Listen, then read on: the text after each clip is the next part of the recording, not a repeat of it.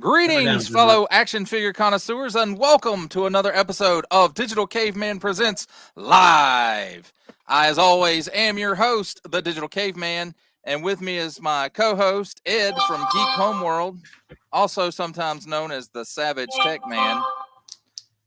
And we also have Razyel Kayne from Razyel Kayne Reviews. Hello. And we have Mike Seifert. Did I say that right? Seifert, okay. Mike Seifert from Half the Battle Toys. And here we go. Let's roll the intro.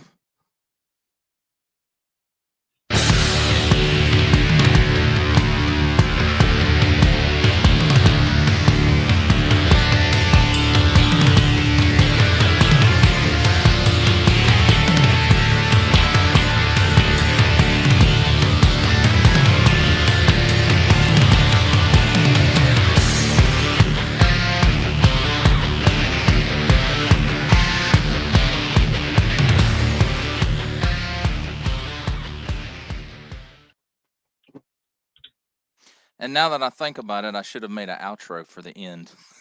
We'll have to sing the outro. Yeah. That's actually the first thing I did when I started my channel.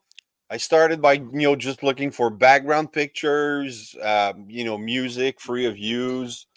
Did my intro, did my outro, had everything ready. And then I did my first spotlight on Dan Gilvezan. Great times. Alrighty. Well, Mike, tell us a little bit about what you've got going on. I have a lot of things going on, but my main focus right now are these nanobots that a lot of people have been hearing about. I broke a world record for the smallest posable action figure, coming in with 10 points of articulation at 21 millimeters tall. Nice.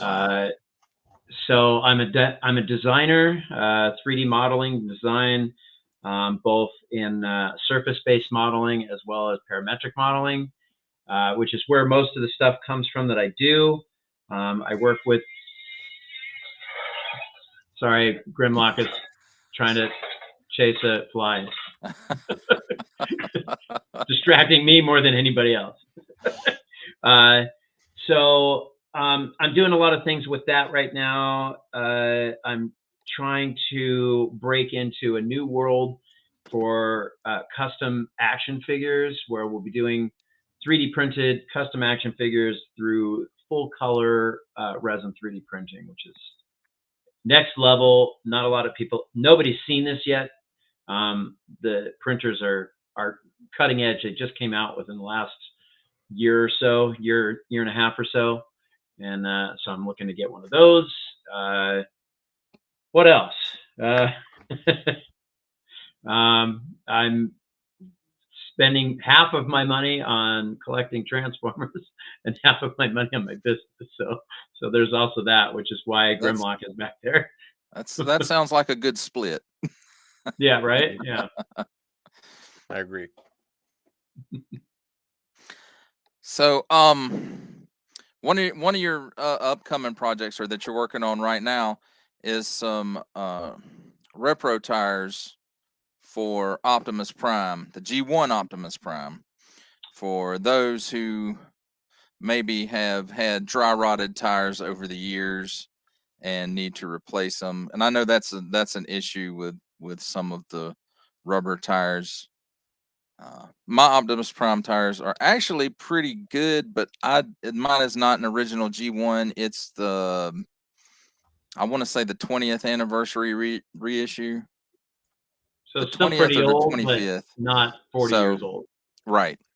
But I do have a couple, I got a red Bumblebee and a Cliff Jumper, and their tires are just falling apart. Now, I know those tires won't fit, but no, but I have once this is designed, it's all designed in a CAD-based modeling program. So to change the tire out, the treads are actually separate, so I can actually take the treads off and immediately make it a Mopar tire, smooth tire, and then I can resize it, based on what needs to be done.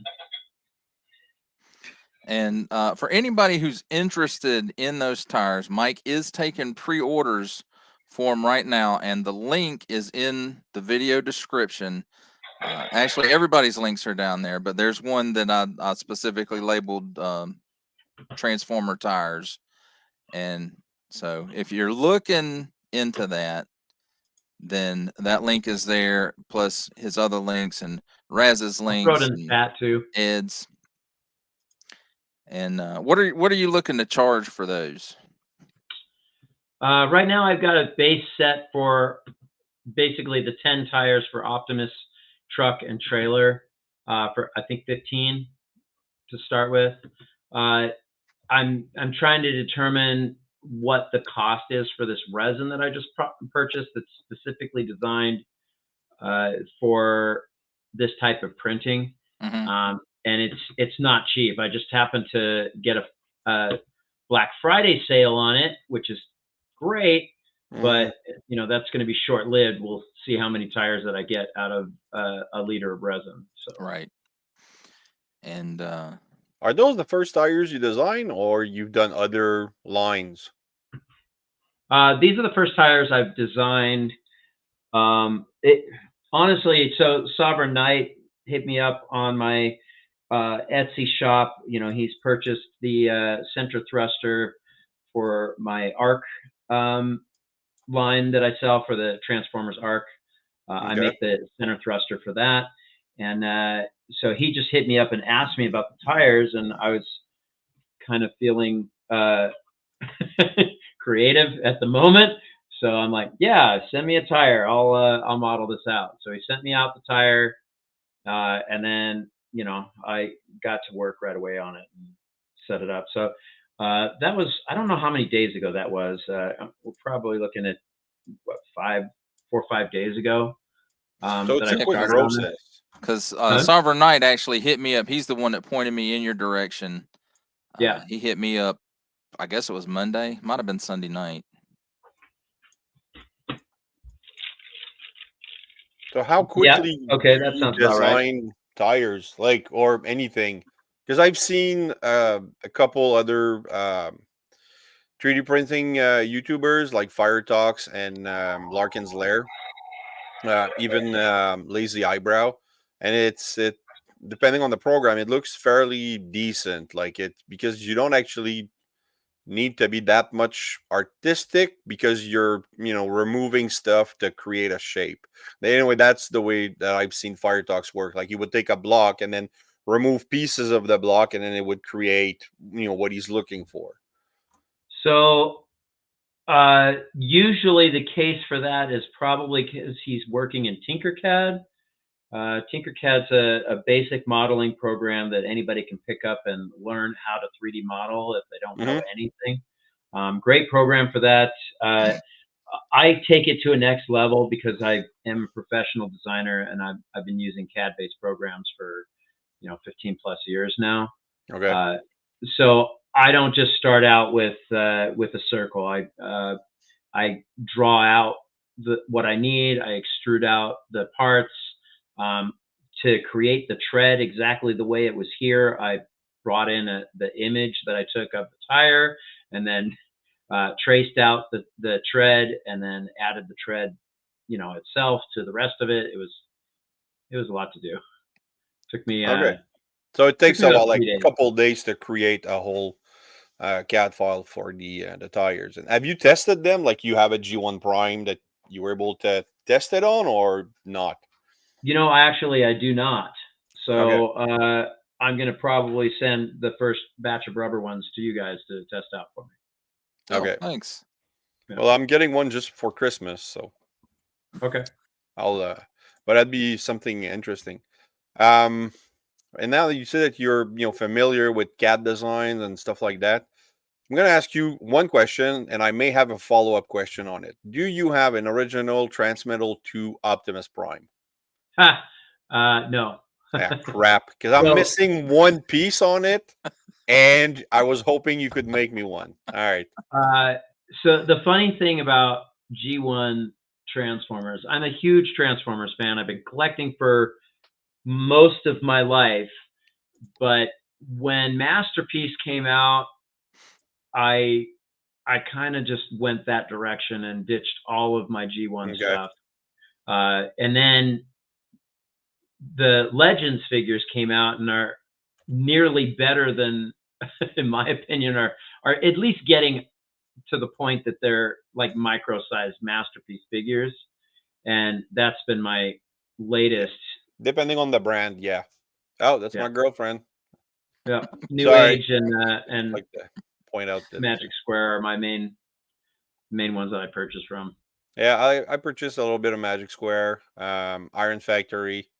Although I got rid of what I had when they did the Orion packs and Alpha Trion 2-pack, because I had the Iron Factory version, so I just oh yeah, I like Iron Factory for their like IDW-esque figure size look. You know, they don't fit the G1 world very well, but they're good. And I bought them as fill-ins until I found one till a company came out with a G1 version, and then I like the Samurai series. I'm waiting on the Sideswipe and the Sunstreakers. Okay. And so those they look. Actually, I ordered the Sideswipe, and Sunstreaker is supposed to be announced by the end of the year. So, but now, I do have the Transmetal Dragons from all of those companies. Oh, right, okay. No, I have an original Beast Ward that my mother-in-law just found, and it honestly, for a like it was free online. I'm only missing one missile and one panel, which for that figure is fantastic. I was like, how did you find this for free? She gave it to me. But the black piece where the head of Optimus is, it has a swivel part when you transform him, and that's missing. I don't have the swivel to put the screw in to, tighten everything together. So it's just, and you can't, I don't want to buy another junker for, $20-$30 just for that swivel for that piece. One little piece. Yeah. Yeah. I know the feeling. I've got a few figures that needed some. Simmer down there, Grimlock. Sorry, I should probably turn him off. No, because after that he goes limp. That's his 2 cents he had to add.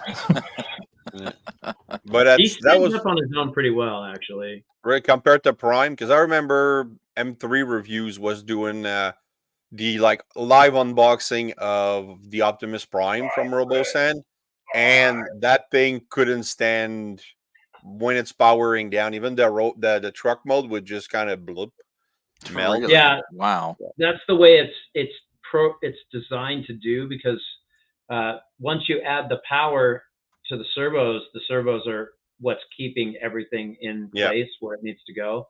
And as soon as you depower the servos, they just, it's like taking your wheel locks off of your scooter or whatever. Imagine turning off your car and that's what you get. Your car just blew to the ground. Yeah, right. Yeah. That'd be weird. I mean, that's kind of what Tesla does. There you go. If only they folded up into a briefcase like George Jetson's car. That would be fantastic. Yep. No more parking. But then now you'd have cars on planes, smugglers and stuff. That'd be crazy. Right. Sir, please put your car in the overhead. Yeah, exactly. Well, that'd be nice. It's coming. But it's cool that you're doing tires and stuff like that, because that's probably, like, I know somebody was doing the threads for some old tank. I think it was Bird the Stormtrooper that displayed those, and that was that a big seller, because there's not many companies that will just do replacement parts of that kind like many years later. So it's an untapped market for you guys. So that's cool. Yeah, I mean, let's see how this goes, because like right now, we've been promoting it, and we put it up on TFW. I've put it on quite a few Facebook pages for 3D printing and just random stuff, and I haven't had anybody come in and do a pre-order yet. So like if I don't get any pre-orders, then it was all for naught. Put it on tformers.com. Okay. You get Oh yeah. a different fan base than TF World. A lot of people. Yeah, T-Formers. It's run by a guy T-Formers. called Bacon. So everything is good with a side of bacon. And great guy. And that's where I do all my advertising. And most of my views come from T-Formers. So Okay, cool. you just have to I'll create, check that out. yeah, just have to create an account and all. And there's a section. Once Is you this create just the a account, forum? you put the social, and then you put in your tags upgrade and upgrades. And Right. it should put you on the homepage for of that section, until somebody bumps you out. But everything is, like DNA design and non-F, they all advertise there. Gotcha. Okay. Yeah, I actually ordered. This has been a while back, but I ordered the trailer upgrades from Non-F, and they were actually pretty solid. But The I think they Earthrise, do. Yeah, the Earthrise, but it wasn't. I didn't order the ones for Prime. Ordered the ones for Nemesis. which from one did you order? The spoiler 2-pack, the Nemesis Prime from the spoiler 2-pack. That's a trailer upgrade. That's the colors I ordered. Okay, And because but their stuff isn't 3D printed. I think their stuff is injection molded. Yeah, because I just picked up a alternate universe Optimus Prime, and I'm missing this piece. So they have for a the back end Amazon one? replacement. I think is that non-F or DNA? Non-F, what they have the whole, like, they replace the whole back of the trailer. Yeah, exactly. So that's what I want to be able to And do that. And also, I'm missing the Optimus Prime gun that came with it. Like it's a got used one. the arms that swing out for the trailer to help support it, and it's a pretty good little set, and it comes with roller too. Yeah. So yeah, I'm thinking of just getting it just for that. So, but I don't know if they have one in this color, because it's not the same color trailer as Earthrise. Yeah, that trailer is the Nemesis trailer is a little bit. It's not as dark as that one, I don't think. Okay, I'll give it. But they might have one for that alternate universe. Yeah, they colors. probably do. I just need to find it. But that's the thing. My problem is shipping costs for these upgrade kits are crazy. Like you mentioned, Etsy. You have an Etsy store. Yeah. From Canada, I was ordering from Larkin's Lair 2 guns for Rhinox, and they were. I think the set was $13 Canadian, and the shipping was $26. So I canceled the order, and then we were on the stream, that does sound right. Yeah, we were on the stream, and I mentioned it to him, so he just mailed it to me in an envelope. So and that's not only coming from the U.S. to Canada; that was coming all the way from Hawaii. Oh, yeah. So I'm in Arizona, so that does make it a little bit easier. I can send stuff to Canada for, I don't know, probably about $8 USD. Oh, okay, that's pretty good. That's so pretty not too good. bad, depending on the size. Once you get, because I'm shipping my resins out now for those that have resin 3D printers, and that's the big issue that I'm trying to deal with at this point, is trying to find distributors that I can ship in bulk to, so that they can be shipped overseas and things like that. Okay. It's been a hurdle. Yeah, I guess not every. Yeah, shipping ain't no joke. Yeah. I mean, Yeah, you'd have to find a local comic shop or something, or a hobby place. There is some in Quebec. There's a store called Imaginaire, like imaginary, but with an E at the end instead of a Y. And this is a paradise for any type of collector place. Like they have 3 stores. They just opened one near my my area, which I haven't been able to visit.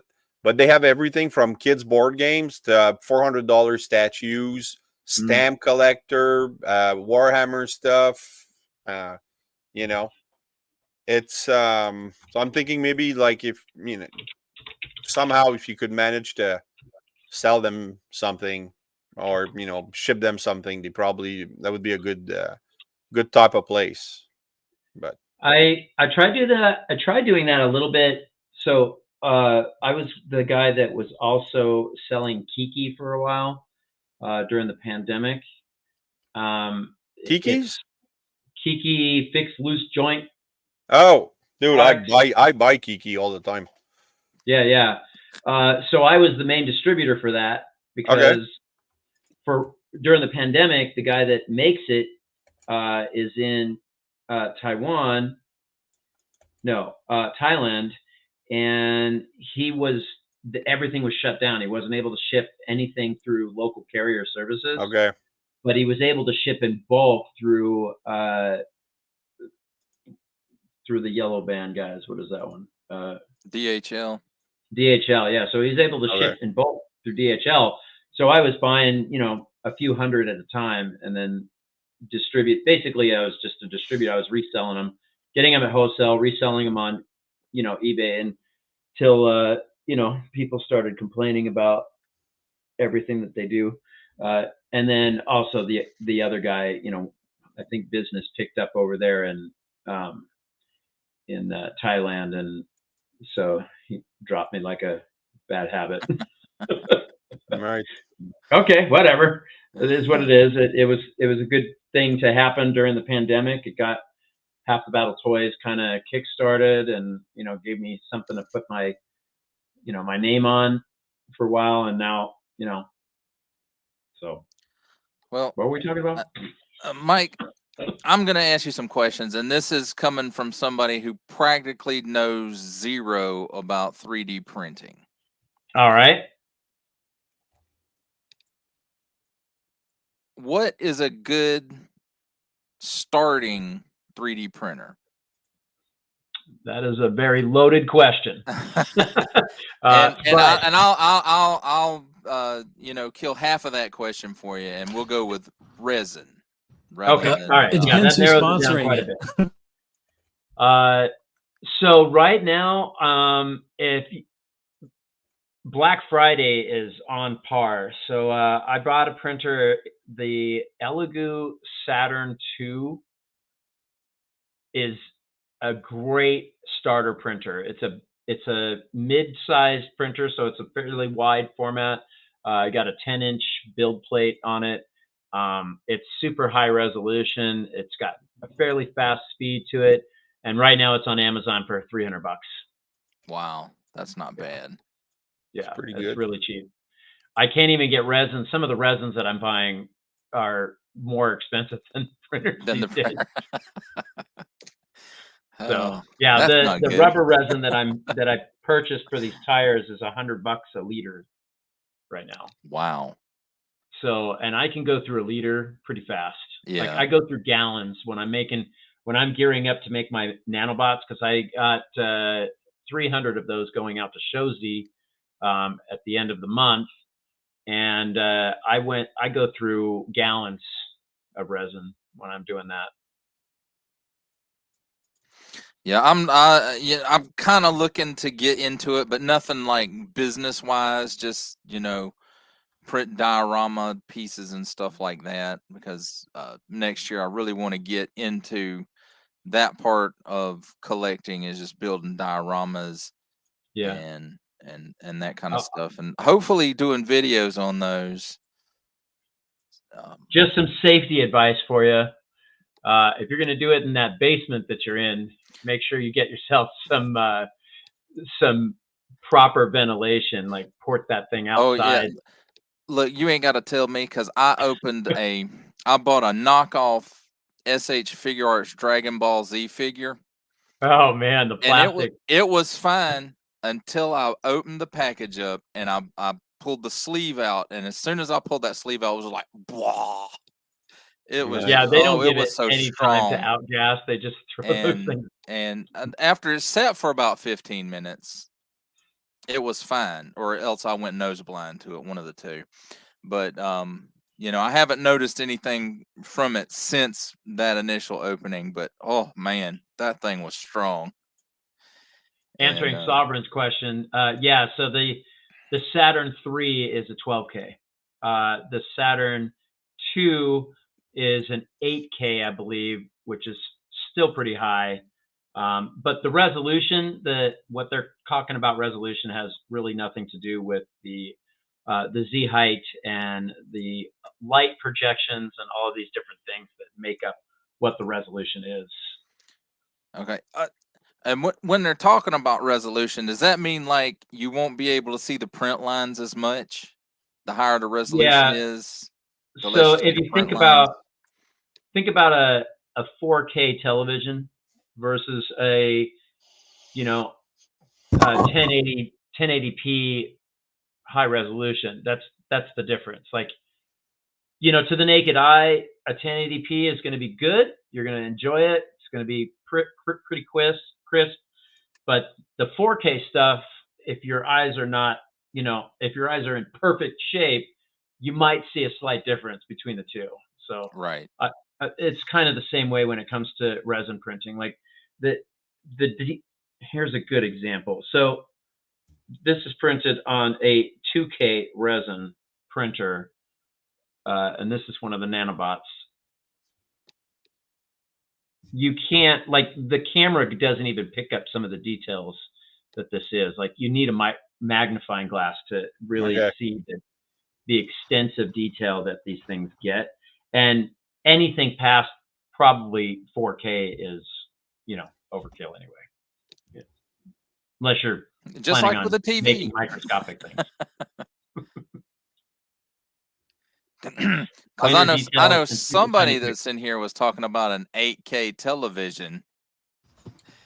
You can't even see past 4, so what? Right. What's 8K for? Yeah, so that's exactly what I'm talking about. Like, you can't see past 4K resolution. Yeah. It's the same for 3D printing. Like, you really can't see past the 4K resolution on 3D print either.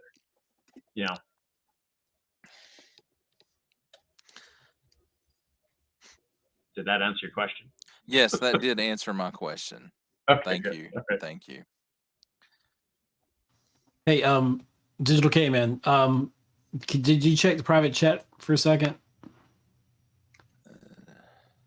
Sorry, I didn't mean to interrupt. If I can find it. Yeah. Oh, I posted a link to the there we go. short. Yeah, I tried to repost it in the comment section, but it wouldn't let me. Okay, I will. Yeah, it wouldn't let me either. Get that right now. He's got Digitalcavemann has us locked down on restrictions. I think he's part of the empire. Oh. Yes, for a safe and secure society. Oh, yes. Excellent. Fascist. No. Oh, and while we're talking about Star Wars, some great, excellent news just came out. Was it yesterday? No, Kathleen Kennedy isn't gone. We're not that celebratory. No, it ain't that good. But they did finally put Filoni in charge of all future Star Wars. And I hope that means without any involvement from Kennedy and her squad of whatever you want to call them. The wording I saw was from inception. So that, from the actual creation of the idea, and it didn't specify how far, but so that's a good great, he's on that ground news. Floor, And somebody said the apprentice has now become the master. So. Yeah, and I would go as far as to say he was George Lucas's apprentice, because they worked pretty much hand in hand on during the development of the Clone Wars and the stories and stuff like that. All the stories he ran by George Lucas, all the ideas he had. So if there was an expert on Star Wars outside of George Lucas, it's Dave Filoni. Well, it was supposed to be Kathleen Kennedy, and she fumbled the ball there. She did a lot of great things before she got in charge, and she was good as she an got assistant stuck in the Panderverse. Panderverse. The Panderverse. Which, if y'all haven't seen that episode of South Park, it's worth a watch. Oh my God. A lot of people are saying that's what actually brought the mainstream, the people that had already checked out of Star Wars and such, brought them into the know of what people have been saying for years, so change is good. Yeah, you should see what I did with a Prius wrap. I took somebody's Prius and I wrapped it to look like the Star Trek space shuttle. Nice. Cool. That's Yeah, I love pretty Star Wars. I love Star Trek, Battlestar Galactica. All of it. It's Yeah. I like old Star Wars. I like Yeah. old Star Trek. well, when I say Y'all- when I say Wait, Star Are Wars you and guys Star Trek, nerds? that's I didn't know if I was coming It's- into the right space. oh Geeks. yeah, yes, We yes. prefer geeks. Geek Oh, gotcha, nerd. okay. I'll take Yeah, we prefer whatever. geeks. But I'm really hardcore now and trying to find some collectibles for the original Battlestar Galactica. They are worth hundreds of dollars if you can get your hands on something that's mint Yeah, those condition, were which great. Those, yeah. you know I like, I Not vaguely the Super remember 7 those. stuff. I can't find them. And Yeah, there were a not the lot like Super the 7 stuff, though. vehicles. The Yeah. vehicles had a modular build to them, so you could take the vehicles and pull them apart and mix and match some of the pieces. Maybe not all of the vehicles, like That's the, how you the lose fighter. pieces. Well, And yes, you know, that, I have to carpet say that monster. that's one franchise where they improved it because the sci-fi was it sci-fi? Was that the channel? Yeah, it was a that it was sci-fi on? original. Mhm. You know, and Katie Sackhoff, of course, was on there, and later in the Star Wars. But they did a good job. It's a different tone, but that was a franchise that they didn't ruin. That somebody took You it know, from what it was I and made didn't something great. I didn't get hooked. And I even tried to do the spin-off where it's a prequel that shows how they and it was with Eric Well, that Schultz, which at the time was getting pretty big. Like he had a career when he was young and then he went away for a long time. Then he played a lot of losers. And then after that, he did the Triangle miniseries on Sci-Fi, which was amazing. And then he got that gig and it was boring as hell. and So yeah, that show only lasted like one season of 13 episodes, I think. yeah. Which And show is this? I couldn't get into it either. The I- prequel to Battlestar Galactica when they were like Caprica. developing the Caprica, yeah. Caprica. Caprica. That's it. And it was I- basically a way to build sex robots, like because all the pictures were that girl biting Yeah, an that- apple, and you could see all That's her a bad back. thing, right? Is that still a bad thing? Well, the way they did it was bad. Yeah. So I love the girl on there. I don't remember the actress, the blonde who is the Cylon. that's her name? I forget her name, but she was God, so man, good I'm in that blanking role. out, but she's actually a good actress. She played She in is, she is. Lucifer, and she played in Oh yeah, Supernatural. Oh, played she's in- been in all kinds of yeah. Oh, you're talking gear. about the blonde lady? Yeah, I cannot Yes. think of her You have her name. name. Yeah. well, another thing that and we've had problems with this with the casting that Marvel and DC has done. Basically, the as they call it, the MCU or whatever. There was no at first. When Starbuck was Katie Sackhoff, I'm like, Starbuck's supposed to be a guy, and I was like, this Yeah. isn't right. But then she's so good in that role, and that role Thank was you, written Stubborn so Knight. well that immediately I was on board with it. I was like, okay, I'm with this. This is good, Yeah. No, I gave up on Star Wars. That's the thing. Like they came up with new Star Trek, and then they tried to make Ooh, it don't an start on action. Discovery. Well, that's the thing. Discovery, I kind of liked at the beginning, but Oh, then no. Oh God, no. I Yeah, got that was a out terrible pretty show. quickly. But Brave New Worlds is really good. Brave, like that one with the Strange New Worlds. I really am digging that. They're trying Yeah. to kind of go, I'm raising my back hand. to the I'm raising my original hand on that formula. one. Okay, go ahead. Okay, they had me until the musical, and then they lost me. Well, one or two bad But episodes. I know. But you know who I irritates thought the that was hell out of me? hilarious. You know what irritates me the most about that show? I Anson loved Mount's it. hair is better than yours. Is that the smart mouth young lady that's on the bridge? No. Anson Mount is the one that plays Captain Pike. Okay. No, I like I like his hair. He's a good captain. He's a pushover, but there's no way. Help me out. The one that flies the ship. What's her name? The ensign. I don't know her name. Lieutenant. Lieutenant Pain in the butt. Ship. Yeah. I don't do care not for that like her character either. Her, and it's not her so much as. Do you think? I know for a fact Picard would not allow her kind of insubordination on his bridge. I know Pike is different, but they undermine Pike on that show, you know? They did Yeah, the yeah. same Well, thing you with got Archer. Captain Yeah. Archer and Enterprise, everybody was saying, the opposite that he was But suggesting. well, he was she just learning. blatantly is disrespectful to her captain and other higher ranking officers, you know? And it's Yeah. There just was one episode he put her Yeah. in her place, though. it shouldn't be one, I though. It fly should be the more. ship. I fly the ship. There was a whole episode. They should have titled that episode "I Fly the Ship" because Yeah. No, she must have said I that tried line to like I 50 did times. watch Picard, but then I wasn't planning to, because after the first season I was discouraged with it. I didn't like it. But then the second season, somebody said you have to watch the Painful. third season. So Yeah, I the watched The the third second. season is the Yes. third season blows the other two out of the water, and Exactly. But it's a next gen season. That's why that's it's good. exactly what it is. That's And why it it's makes good. no sense though. It's a good season, When- but it makes no sense. If you think when- about it. It's When- interesting. Well, spoiler alerts if anybody hadn't seen it. The idea of the transporter and the Borg, that's pretty far reaching if you It think makes about no it. sense because of the ending of season 2.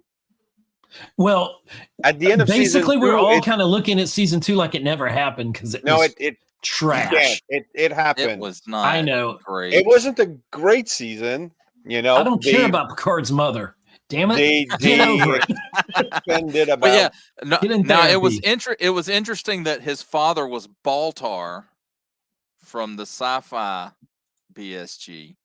And that's how we bring it all together, right? That's no, right. That's right. it's not connected. But it's just I like some element of the season 2. I love that they showed Wesley Crusher as a traveler recruiting people to be guardians, like in the original series. Like it's that, to me, it's like, all right, cool, you deserved that redemption. Did you guys watch any of the that show that that Will Wheaton puts on afterwards, where he interviews the cast from Picard? No, I didn't Oh, watch that. I know what you're talking. I know what you're talking about. I forgot what it was called, but he but stepped yeah. away. He's not acting in this Well, series. he's not really acting anymore. Pretty much. He's a writer. he's more. He never wanted to be an actor, and there was he was on an interview with the guy that used to play Lex Luthor. Michael Rosenbaum. I watched. Yeah, his Michael podcast. Rosenbaum, and Yeah, that was Oh my God, yes. that was a great interview. Yeah. That was one of the best interviews I've ever seen, and it made me feel bad for saying "Shut up, Wesley" all those years. I will really never feel felt bad bad for for saying him. "Shut up, Wesley," but I do feel bad for I did a I don't reverse think Riker Wesley feels maneuver. bad for getting reverse Riker. being told to shut up.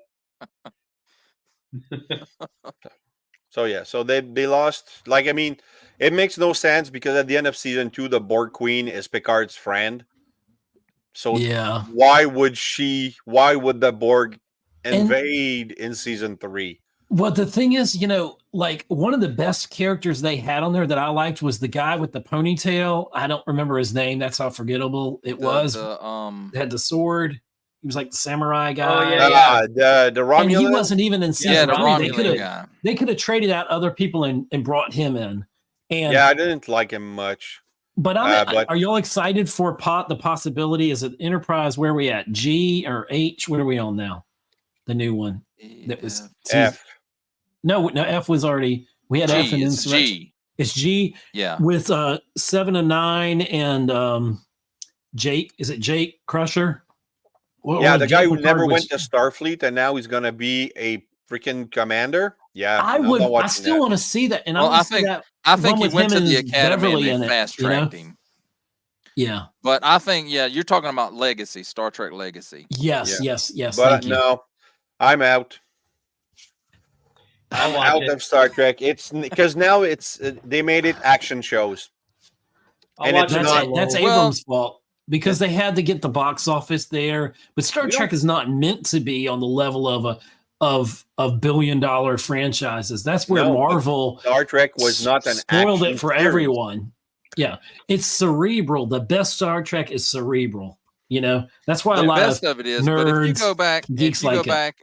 and look at the original series, you know, they had to have action pretty much But in it, every episode. Now, there were different levels of action. Because they couldn't afford special effects that cost so much and were so hard to do. I understand that, but Star Trek is and some I love something that Michael Dorn said when Enterprise came out, because now I like Enterprise not as much, but compared to Discovery, Enterprise looks good. It's like the Star Wars prequels that everybody loved the crap on for all these years look very good compared to the Disney Star Wars. You know, let's get real, but you know the. But Michael Dorn said when Enterprise, he didn't like Enterprise when it came out. He said because Star Trek works best when it's looking forward, like Gene Roddenberry And that's true. and that went backwards. And a lot of it's about rewriting the history. You know, I think in the overall umbrella of it, it's about. I really think that a lot of these studios are trying to destroy everything we like about legacy characters so they can get rid of the old norms, things that were perfectly acceptable 20, 30, 40 years ago, you know, that you could say or do. They want to have a new agenda of how things are, but, you know, do that with new characters. Show us your originality, create new characters, because it starts with the writing. There's no originality anymore. Stop taking and bastardizing every character we've grown to love. And, you know, Luke Skywalker, you know, all I need to say is Last Jedi, and that just says it right there. Oh, you know? Man, if I could reach this computer and slap you, I'd slap you. I'm slapping me. No, movie up. I know. But he subverted expectations. Who cares? You don't know how to write I wish he subverted the box office, because Mike had something to say. Hell. Oh, sorry, Mike. Go ahead. Oh, no, I get passionate.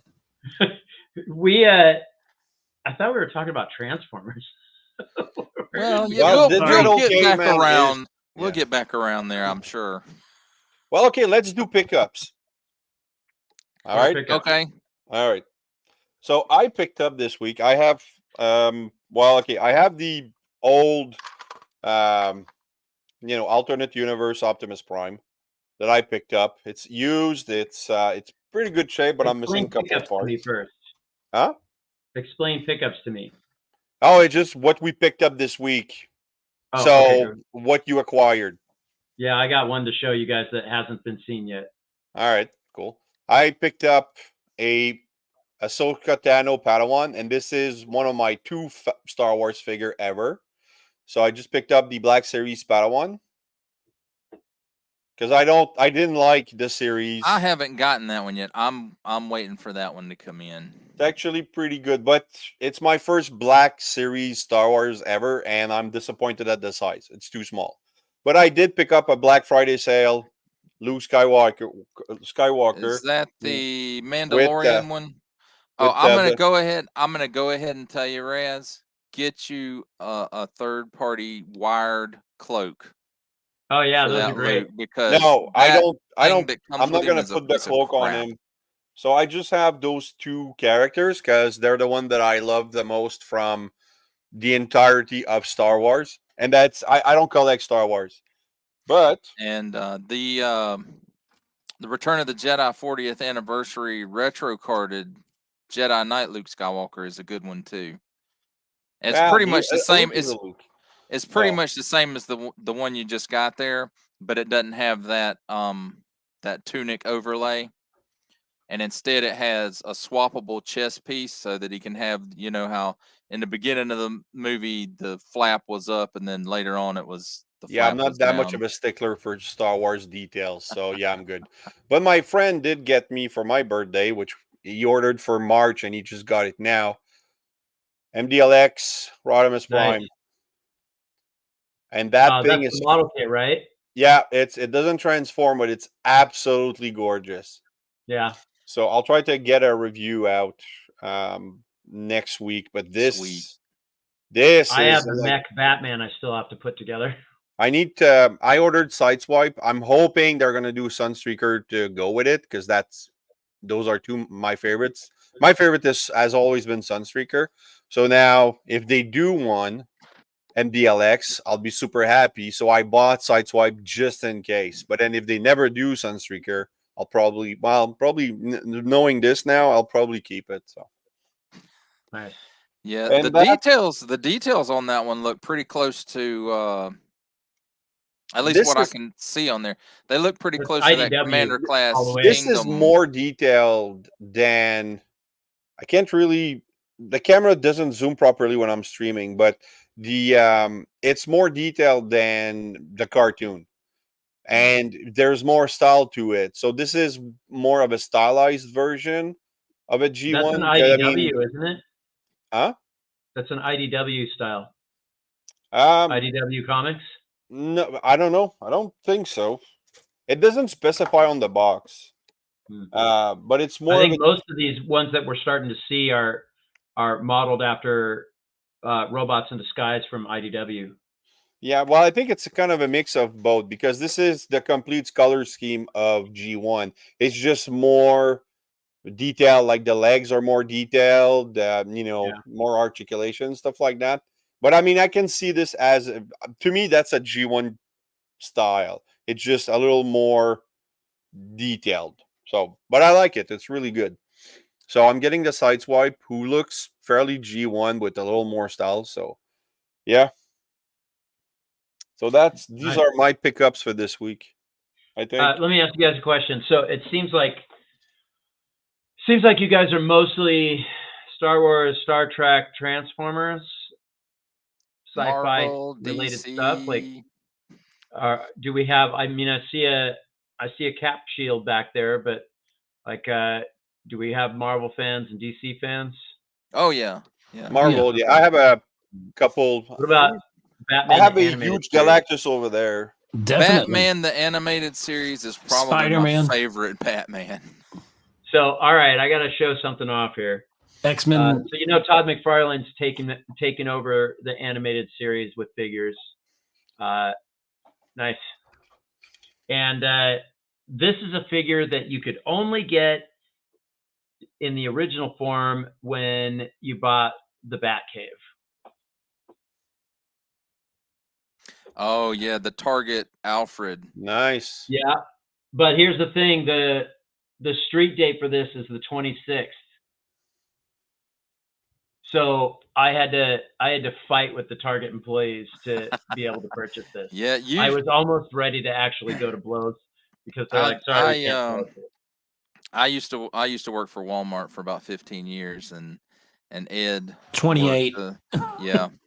So we know how that street date. We know that street date. They will get in serious trouble. It's time for us to buy it, not for you. You're not going to get this figure. Yes, we're going to sell it to all the employees who are going to scalp them. Right. Yep. That crap used to piss me off because the understocking, you can get terminated for that. That's akin to stealing. Yeah, and we took it very serious. I was ready to go up the chain of command. So this little pimple-faced kid who is the manager there is like, "Sorry, we can't sell it to you." Let me tell you a quick story real quick, just to jump off of that. And Digitalcavemann, you'll remember this because I told you. And it was, remember the red and blue, I guess they were Game Boys? Mm-hmm. Yeah, I remember those. And I remember I was the department manager of electronics, and we had what we called the bullpen back when we had the big CRT TVs, up there playing Britney Spears and all that stuff, or whatever the year that was. Anyway, that came out, and I remember there were a couple employees that got in line, and I was like, this is going to be fair one and for all. And so we had a limited amount of the red and the blues. And this is when was it the 6 a.m. sale or whatever blitz? And so I had one of my associates with me, and we had an equal amount of both, and we had them in shopping carts here. And we went down the line. We lined everybody up, or I lined everybody up around the inside of the bullpen. It like wrapped around. And then we went down, and everybody was allowed to only get one red or one blue. And so everybody essentially got one of each. And then we had enough to at least go through there once. And then we'd start back around. And there was an employee there that wanted like two of a certain one. And I was like, no. And they're like, and they wanted me to do extra. I was like, no. I was like, it has to be fair for everyone. Everyone should get a chance to at least get one. And then when we wrap back around the line, just like we're in order, that's how we're going to do it. And that's how I did it. And everybody, when I was going through the line, was thanking me. And I was like, listen, fair is fair. I was like, if I were there, I would expect somebody to do it fairly, because I've been places where you camped out, to get I don't know, what was it, action figures, video games. We used to do that, right? And, Yeah. and stuff like that. And it would anger me when somebody would just walk out with a bunch of something, Sorry, I didn't mean to monopolize with that story, but that reminds me of an old story, and you may not remember this, Ed, but when we worked out at the island and we had inventory the next day, which if you never worked retail at a big box retail, inventory the next day is, you're up there late and then you have to be back early in the morning. And it just so happened that the VHS release of Star Wars Episode 1 was available at midnight that night. And it was a race between me and Ed to see who got to the register with it first, so we could say, I bought it before you did. I know.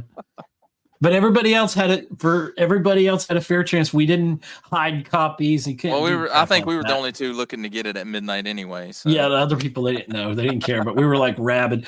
I remember for weeks I would go on my dial-up. I'd come home and just start downloading the trailer for Episode 1.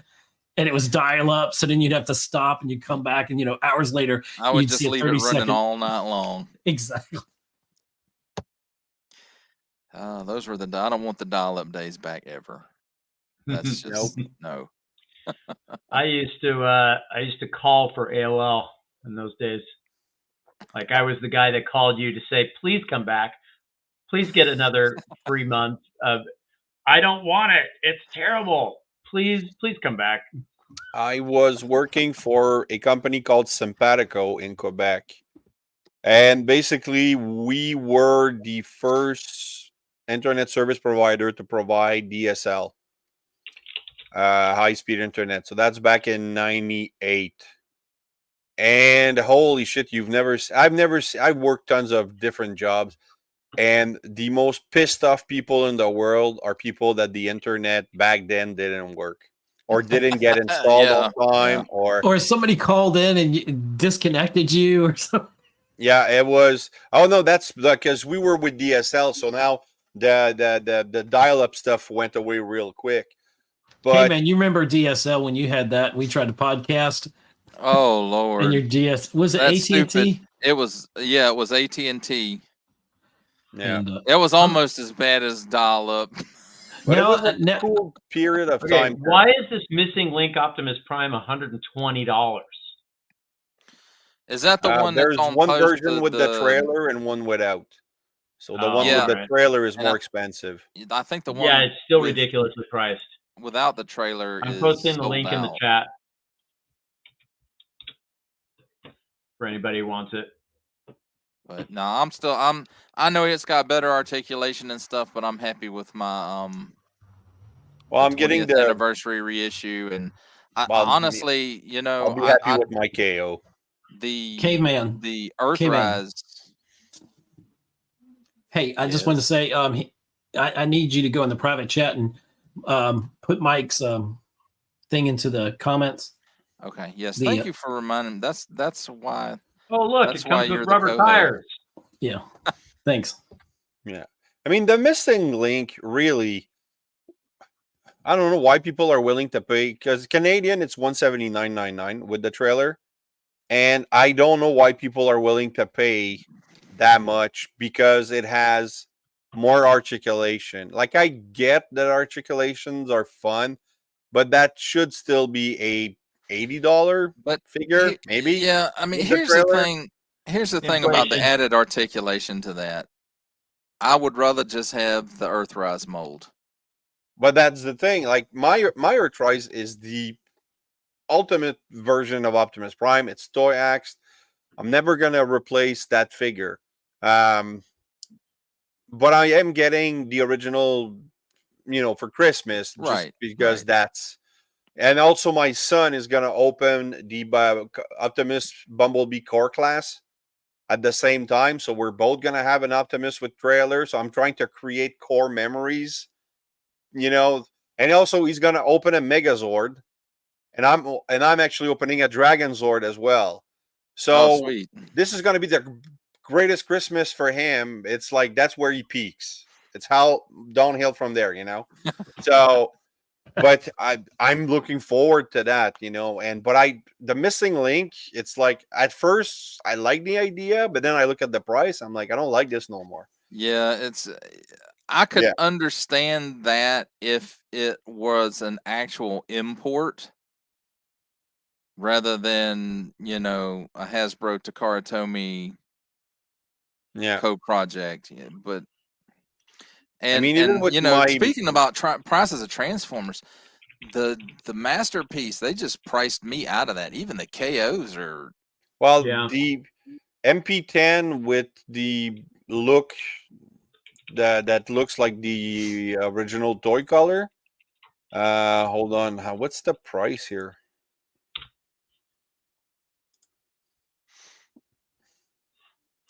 All right, MP Transformers MP44S. That's the one with it's Canadian 289.99. It's the price of a freaking Titan for That a is the masterpiece ugliest figure. Optimus Prime I have ever seen. That backpack on that figure is just ungodly. I would have when I bought mine, I ended up going with Transform Element because it was well Yeah. done. It looked really good in all the shapes and forms that it should have been, and it didn't have that monstrosity on its back. Yeah, I'm slowly, very slowly moving away from Hasbro. Not moving away, but like Megatron, I went with the Jinbao deformation uh, Megatron Yeah, because it good one. transforms into a gun. It's smaller, like it doesn't scale at all with what I have, but that's still what I have on display. And then my Earthrise Megatron went under my uh, leftover shelf because it's a gift from my oldest, so I'm not gonna sell it. But and I'll keep it if I have to take pictures, you know, for scales and stuff like that. But it's not a good mold. The Earthrise Megatron wasn't good. So, but I really was the hoping that the Jinbao was just a little taller. But the best one to come out of that mold was the spoiler pack 3 Siege Megatron that came with the Skelevore fossilizer. oh, the Kingdom Yeah, one. Yeah, that was the Kingdom metallic one. one, right? that was the best one that came off of that mold, and the paint is what really makes that one. Yeah, Yeah. yeah. It The just transformation is still junk. Now I like the gun. I just reviewed I just picked up one of these guys from the Ross. which one was it? Combiner Wars Megatron. I got this guy from Ross yesterday. Oh, nice! You Nice. got a good deal on it then. Yeah, it was like $7. So we don't. That's the thing in Canada. We don't have Ross. We don't have oilies, and I've been trying to find where they actually go, like liquidation stores and stuff like that. We have some winners. We have something called Rossi and Hearts, but they don't have anything. When I go, there's no toy section and stuff like that. So it's super annoying to figure out like where all you know. My Toys R Us had like 40 Silver Streak. You guys still have Toys R Us though. Okay, it's not the Toys R Us that you guys remember. I can guarantee you that. Yeah, I do have I've a seen some friend. videos. I do have a friend that came from the U.S., went to Windsor, and he said that it was still better than what he could find elsewhere. So maybe it's still good. But I mean, I go there all the time, and there's never anything new. The only reason I go there is because of the Buzzworthy Bumblebee line. That's where it is in Canada. We don't have Targets, so I go there for the Origin Bumblebee, Origin Jazz that I picked up there. You know, a couple other things, but me. I mean, Walmart has terrible stock, and it's always like so. I have my local sponsor. Like, there's a online shop, DJC Collectibles, but he's right here. 30 minutes from my place. So I get 10% discount because I promote his shop on my videos, and I don't have to pay shipping. So for me, that's a gold mine. I just Oh, go there yeah. all the time. I'm like, and all Where this in stuff Canada that I are you? huh? Where in Canada are you? I'm in Gatineau, which is a suburb of Ottawa, basically. Is that east or Yeah, west? yeah. East. I'm closer to the Atlantic. Okay. All right. So So you go by to chance. TFCon Toronto? I did. I went twice. I went last year and this year. This year I wasn't supposed to go, but as I was interviewing Paul Eiding, he let it slip that he was going to be there. So I'm like, crap, now I gotta go there. So I went there and I spent some time with him. That's pretty cool. And then I met Venus Terzo and David Kay. And David Kay actually came on my channel for an interview. Just never heard back from Venus, which she seems super interested. So I think she lost my info and she doesn't check her social media, so I can't reach back. But this Saturday at 4 p.m. Eastern, I'm interviewing Richard Newman, the voice of Rhinox. So yeah. Oh, Jinbo Devastator. Oh yes, the 2.0 kit. That's a sore subject, but okay. Well, that's right there. That's the Yeah, Jinbo no, I love. Devastator. Okay, so I love that Jimbo Devastator, but I need to make a point here. Back when Jinbo developed and came out with that, I reached out to them because being a toy designer, I'm like, are you guys going to do the upgrade kit? Are you going to do the upgraded head with the knee joint things and all of that? Yeah. And they said, no, we have no desire to do that. We're just releasing the figures themselves. I'm like, okay, great. So then I started designing it. I designed the head. I designed the knees. I put everything together. And then not a month and a half later, after I started putting together pre-orders for it, Jinbo came out with the upgrade kit for $25.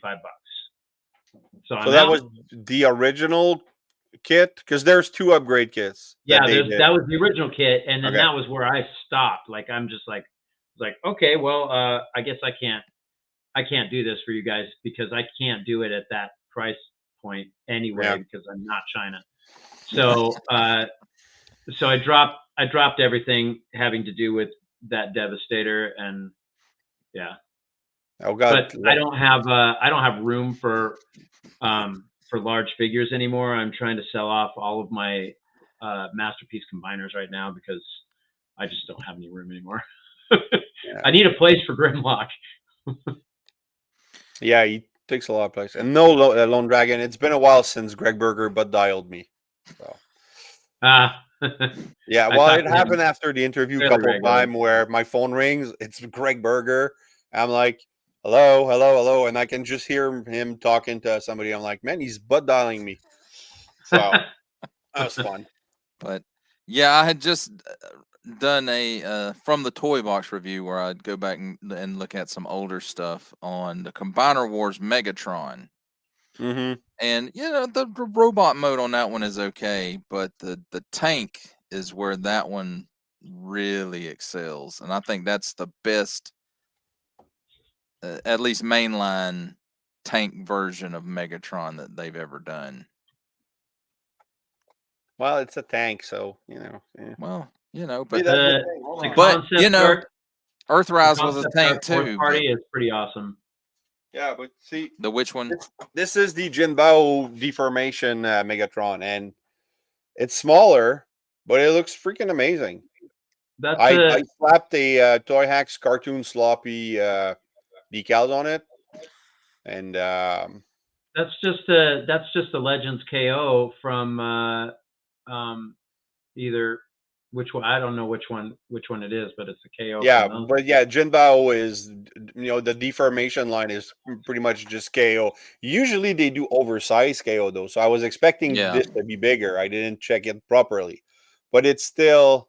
But there's already stress mark on the finger guard because of the way it transforms. So, but that's Anyway, right now that's my Megatron. If they do an oversized one, I'll probably pick that up. But Well, I've got a KO of the MP36 Megatron, and I will never transform that SOB again.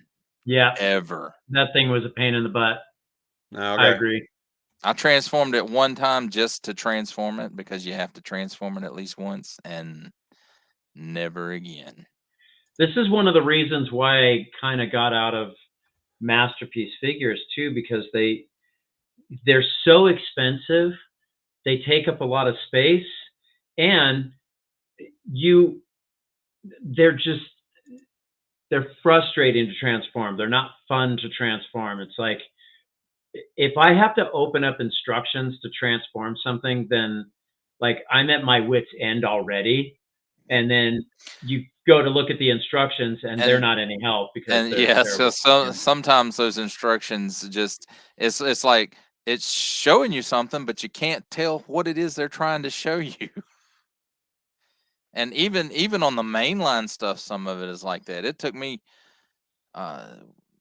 it took me a little while to figure out the proper transformation on some of the pieces for the Kingdom Rodimus Prime. Just the Kingdom because Rodimus Prime, there's that one thing step. is so over-engineered for a mainline. No, it's good. It's just that one step with the chest that if you don't plug it and angle it properly, I always go back to Rodimus Primal's video where he transformed it. I'm like, oh yeah, that's how you do it, and then I clip it. So, But I've I gotten had no problem with that one. that's and fantastic. I like it. it maybe it might just be user error. Yeah. And Probably. Let's go with that. But no, I mean, he's And I don't- good. I mean, he's not that good. This is the best That's the commander. new, I like that one. Okay, that's What the do new you- one okay, from this is- Hasbro. Yeah, that's the Studio Series 86. And Yeah, it's on my list to get, but I I will already never have part with this guy. 2 It's- Siege versions that are pretty decent. So Well, the Siege version I kept because I usually don't keep more than one version of each character. Hmm. But I'm keeping the Siege version because of the Cybertronian look of the truck. But I never picked up the Kingdom version because it just was. Everybody's like, "Oh no, it's fine, it's basically fine." the same. No, it's not the same. I didn't It's- say It's not the it was same, but exactly it the is same. close It's to the basically the same. They Yeah, retooled but it a little bit, but it just eh. it's So I not. didn't pick It's up. not It's great. actually pretty decent when you get the DNA upgrades with it. If Yeah. you just look at the cab portion of the Kingdom and the Siege, it's okay. It's just when you add that trailer in, and it's a car carrier that can't really carry cars, That's a- and there's to me, no that's a articulation between the complete cab and the turn-off. trailer. But so I do like that about the 86 one. It's just the alt mode for it. The cab looks a little funky when you're looking at it from the front, because like it's like those sides that fold up don't Yeah, go my in copy's fine. all the way. There's I a don't- slight I- gap. Don't have a problem with that so far. So, but no. And I mean, now I'm buying less and less Hasbro stuff because of I only buy one version of each character, but Well- I only focus on G1 and Beast Wars. Very rarely will I pick up Yeah, I'm something the same other way. than- yeah, like I only need bought to this go- because it was at a discount. I'm getting that way because I find in Legacy there's very few that I'm still wanting to get that No. you know. But I'm outside happy of for the the G1. people I got a that question do for want you those guys. up, too. But yeah, you're right, Raz. That's I'm not gonna gripe that that's what they're doing, because there is a fan base out there for the G2 stuff, and it's not me, because I cannot No. stand that Toxitron Wave Grimlock. Holy crap! Actually- that thing is ugly. Oh, don't So- tell me you got that thing. No, I didn't pick up Grimlock, but I did pick up the G2 Sideswipe and use the Toy Hacks decal set to turn him into something they called Synthwave. And it's a Yeah, fantastic look. That do one like looks that. okay. The Toxitron himself, he looks okay. I'm not a big fan of that Laser Prime mold. It's okay. Oh, it's a great mold. I picked got a up the question for third you guys. one. got a question for you based off of this figure. So, obviously, so I looked at my collection and I thought that I had the Earthrise Mirage, but apparently I only have the Siege Mirage. Did they make an Earthrise Mirage? Because they this is an did. obviously different sculpt. They did. They released it under the Kingdom line. It was an Amazon exclusive in a 2-pack with Dino or Beast Wars Grimlock. I want to say it was Grimlock. So I'll never because see they that did the figure. same thing with Sideswipe. He was in a 2-pack with, I can't remember what it was, and it's just it's a slight retooling from the Siege versions to just give it that more Earth mode look. But maybe they'll do an 86 line of it. Robot mode anyway, so. Yeah, most of my figures are in robot mode. I have a Magic Square Delta Magnus that I keep because I like the blue cab. But that's about it. You know, most of the stuff is in robot this guy will mode. probably stay in alt mode just because he's a cool looking car. Oh yeah.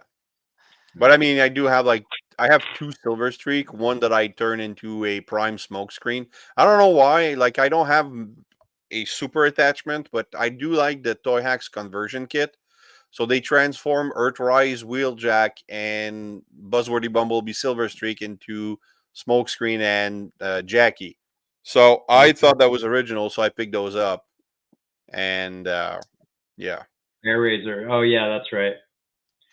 Yeah, those 2-packs are, first of all, hard to get anyway, and then there's only one figure you want from that 2-pack, and you're paying a ridiculous amount of money for another figure that you're not even going to be able to sell because nobody else wants that other figure, Air Razor. So actually, that was Maximal Skywarp. Right. So, yeah, but it was a repaint retool guy to Jazz. I mean to Mirage, the Earthrise version. Yeah, I have those. I mean, it's there, but it was a gift from someone, so I'm keeping that Maximal Skywarp for that. But I might give it to my youngest eventually. So yeah, nice. I didn't share any of my other stuff that I picked up this week, mostly. Oh sure, go ahead. Away. But I collect the Gargoyles line, and I finally completed the collection yesterday, with is it Zavos or something like that? Is it the one in the Riker's character in the suit, or is it the armored one? I got both, but the one I bought yesterday was the one in the suit. Just came out. And I'm not going to get the 2 different armored versions. I just stuck with the one that has his head sculpt that. Yeah, and they just NECA was just talking about a 2-pack of Goliath and Demona with the folded wings rather than the spread out wings. But didn't you already get those if you have the whole collection. So when you get Bronx, you get the folded wings for Goliath. And then with the suited Zavos figure, you get the folded wings for Demona. Which is bullshit in a sense. That you have to buy 2 figures to have the accessory. So I do. And the thing is that I love Gargoyles and I really wanted to pick those up, but my sponsor, he gets all the NECAs, but they wouldn't sell him the Gargoyles with the same shipping price for whatever reason. So he wasn't able to get them here at a regular price. So he never got them. And I wasn't going to pay $30 shipping per figure. I did get Goliath because Memo224 sent it to me as a gift. And I was super happy about that.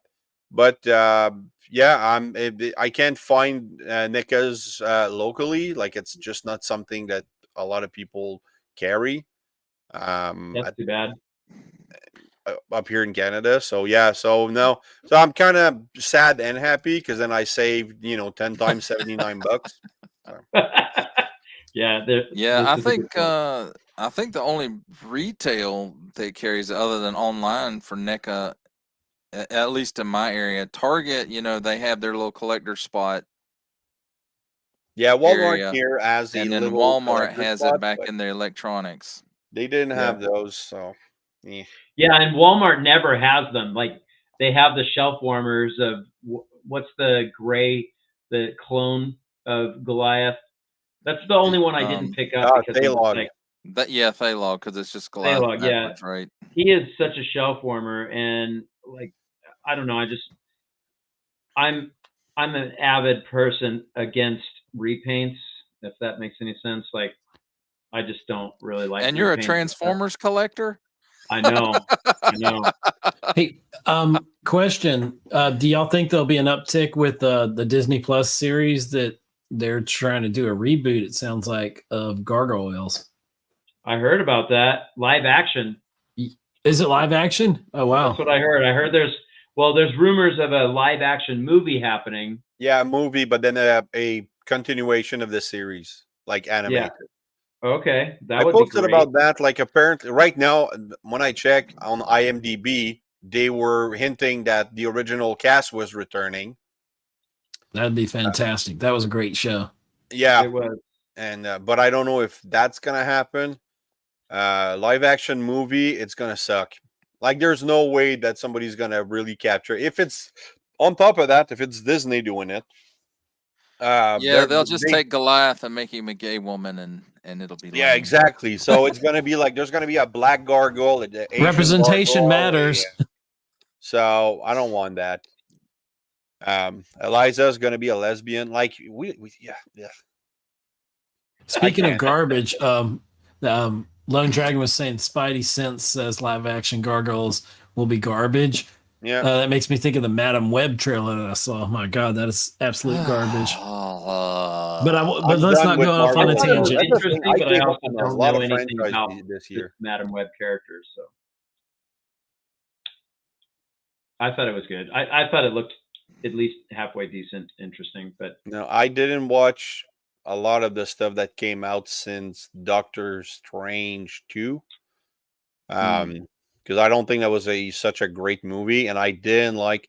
You know what? I didn't like Wanda on this one because she didn't look like herself. She looked like another actress that played in. Actually, she was in the Hawkeye series, the mother of Haley Stayfield. Wanda looked like her all the time. That's all I saw. I wasn't seeing Elizabeth Olsen, which I will say about Doctor Strange 2, I was disappointed in it, but I think that was because I just had such high expectations for it, and it just didn't even come close to delivering what I wanted. But for me, I had a problem with. Go ahead. I'm sorry. But zombies. Zombie. That's where they lost my wife. Well, it was that's kind of the thing that bothers me. WandaVision was the best Disney Plus they did, and that was a beautiful series. I mean, it started off weird, they were really firing on all cylinders on that one, and how they kind of had a redemptive nature almost of Wanda. They undid it by making her the villain in Doctor Strange, and I never had a problem with Elizabeth Olsen. I think she has done nothing but punch above her class. You know what I mean? And everything she's done, she has been fantastic. Yeah. And even in Doctor Strange, I don't have a problem with the performance. I have a problem with what was written for her to perform. Yeah. Yeah, exactly. But she's supposed to be the Scarlet Witch. She's technically, I mean, it depends on which side you go with. If you're going with Avengers, she's good, but if you're going with X-Men, she's bad. So I feel like they were trying to throw a little bit of both. It just depends from a certain point of view, right? in the comics, Wanda went wackadoo multiple times. Right. And but House of M was the big one. I mean, well, that was more Pietro than it was. It was Pietro, Wanda. but she It did was her snap and kill. power. She killed Vision, Hawkeye, and another one. But that was you would go 'cause they crazy had- too if your dad was Magneto. well, Yeah, he gambled his there children was and lost. you know, she discovers that her twin children she created with hex magic out of soul remnants of Mephisto, which if you guys are familiar with Marvel Comics, he's basically the devil. And That's the devil, Bobby Boucher. The devil. that's right. And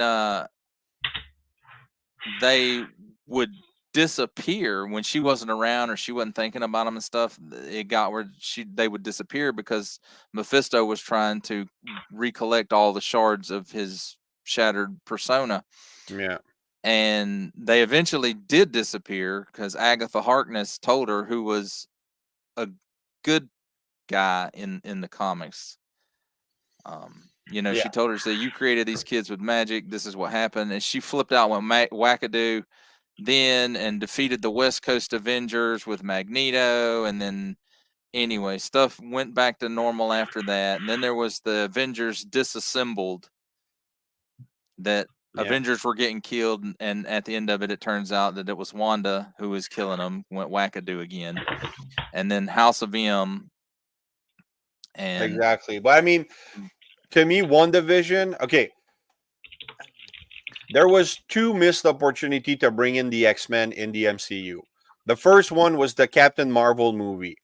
At the end of the Captain Marvel movie, they should have had Rogue come in and steal her powers.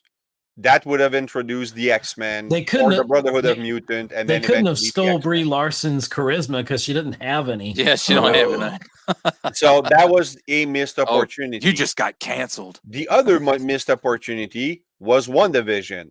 Because when she brings in Pietro, who turns out that it's not him, it's just some guy that happens to That- look like the actor Ralph That was from the Boner. other BS. series, That was and then real he's bad just BS. playing the role she imposed on him. And I was like, okay, well, you've ruined that opportunity. So now they're going to use Deadpool to bring him. And you know what? I hope that the way they do it is just Deadpool arrives and the X-Men are there and there's no explanation. It just is, you know? Because now they're saying that the Secret Wars, there's a rumor going around that the Secret Wars movie they're planning to do for after the, Kang, it's going to be led by Hugh Jackman and Tobey Maguire. I heard that. I also heard that they're if you watched Loki, I guess spoiler alert, season 2 sucked to begin with. It was painful to get through, but you hadn't watched it? Cover your No, I ears. haven't watched it yet. But in the end, they wrap it up in such a way that if the Jonathan Majors in real life, if his trial goes bad, they've already got to wait to end the Kang saga before it kind of starts. They almost kind of end it basically in Loki season 2. And it's a real satisfying arc you don't see coming for Loki, the character. Yeah, I mean, they blew opportunities to bring the X-Men in, but I'd rather them wait several years, which Kevin Feige said it would be, 5 years before they even bring the X-Men in. Because the way they've done Phase 4 with no kinds of plans, we don't want to see the X-Men screwed up again. You know, I still like the Fox, as messed up as the continuity and the timeline of the Fox films. I still enjoy them. I like some of the Fox, but yeah. And yes, we're not talking about X3. I can find good things even in the bad, and I know where you live. Okay, well, you do know where I live. That's why I had to move. check the private chat digital. Yeah, I have to get going. So if you guys wanted to finish up with me, I'm going to have to cut out here in a sec. All right. Does anybody in the chat have any questions for Mike? Questions, comments? If not, Mike, you want to give us one last rundown of where you can be found online? Sure. Everything that I do is through Half the Battle Toys, but it's abbreviated HTB Toys. Instagram, HTB. Half the Battle for Facebook. If you guys are on Facebook, it's facebook.com because knowing is brings you to Half the Battle. And then that's pretty much it. You guys can find me on those two spaces right now. I have my props and costumes page too, if you guys are interested in any of that. You can look up Decipher It. I'm going to put that in the chat because it's a little bit different. This is my everything page, like DJing, props and costumes, like everything that I've worked on over the last 15, 20 years, whatever. So, that's about it. If you guys have any questions, I've got a lot of background on 3D printing. I'm a 3D print specialist. So if you guys have any questions on 3D printing, you can always hit me up on any one of those. If you need designs done, I'm booked up right now because of these tires. But typically what I'll do is I'll work out a pricing with you for, something custom that you need made. If it's something that I think can be mass produced for others, sometimes I'll take it on as a project, which is what I did with these tires. So I really hope that, all the time that I spent modeling this comes to fruition. So we'll see how that goes. And I'll be posting up the actual video of the rubber versus the actual new rubber here in a couple of days after Thanksgiving. Okay. Yeah, Mike, I think you really have a very interesting niche right now with those tires. I just find the whole idea of it all fascinating. What you're doing. Thanks. Yeah, because if that this takes was a off, bunny trail, honestly. and, like I have so many other projects going on. Nanobots is my main project. I'm also working with Dawnman Arts and making micro-sized posable action figures. This is a micro-sized G.I. Joe line that I'm starting. So this has 21 points of articulation at 2 inches tall. And we're going to set up roughly five or six characters right now in this 2-inch line because of something that's going to be coming out soon. If any of you guys have followed me in the past, you've seen some of my crossover vehicles that are going to be G.I. Joe and Transformer crossovers. So we're working on those right now. One is in production. That is the Vamp that turns into Hound. And then we're working on another one next, which pictures have been revealed, but it's slow going because it's just me doing all of this stuff, design, running the business, right, everything. So, yeah. Thank you guys for having me out. Thank you for coming on. You've enlightened me on some 3D printing stuff. So I may be looking into some stuff. Yeah. Hit me up anytime. All right. Perfect. All right, guys. Take care. Have a good one. Take care. Cool. He's fascinating. Very interesting. Very knowledgeable about his, I guess it would be his profession. Yeah. Well, that's cool. So, do we have anything else to? I had pickups, but I didn't. They've already been reviewed and put away. Where I can't right now. Yeah, you ain't picking them up. But next week is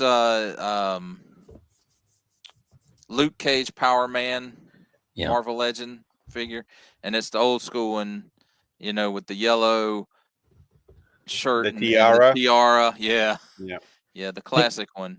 Caveman, I think you ought to spend a little bit of time. You're at 536 followers and talk about hitting 500 and yes. What Not it's only meant to that, and because I meant to talk about that before, but yes, finally hitting that 500 mark and getting over it. It's.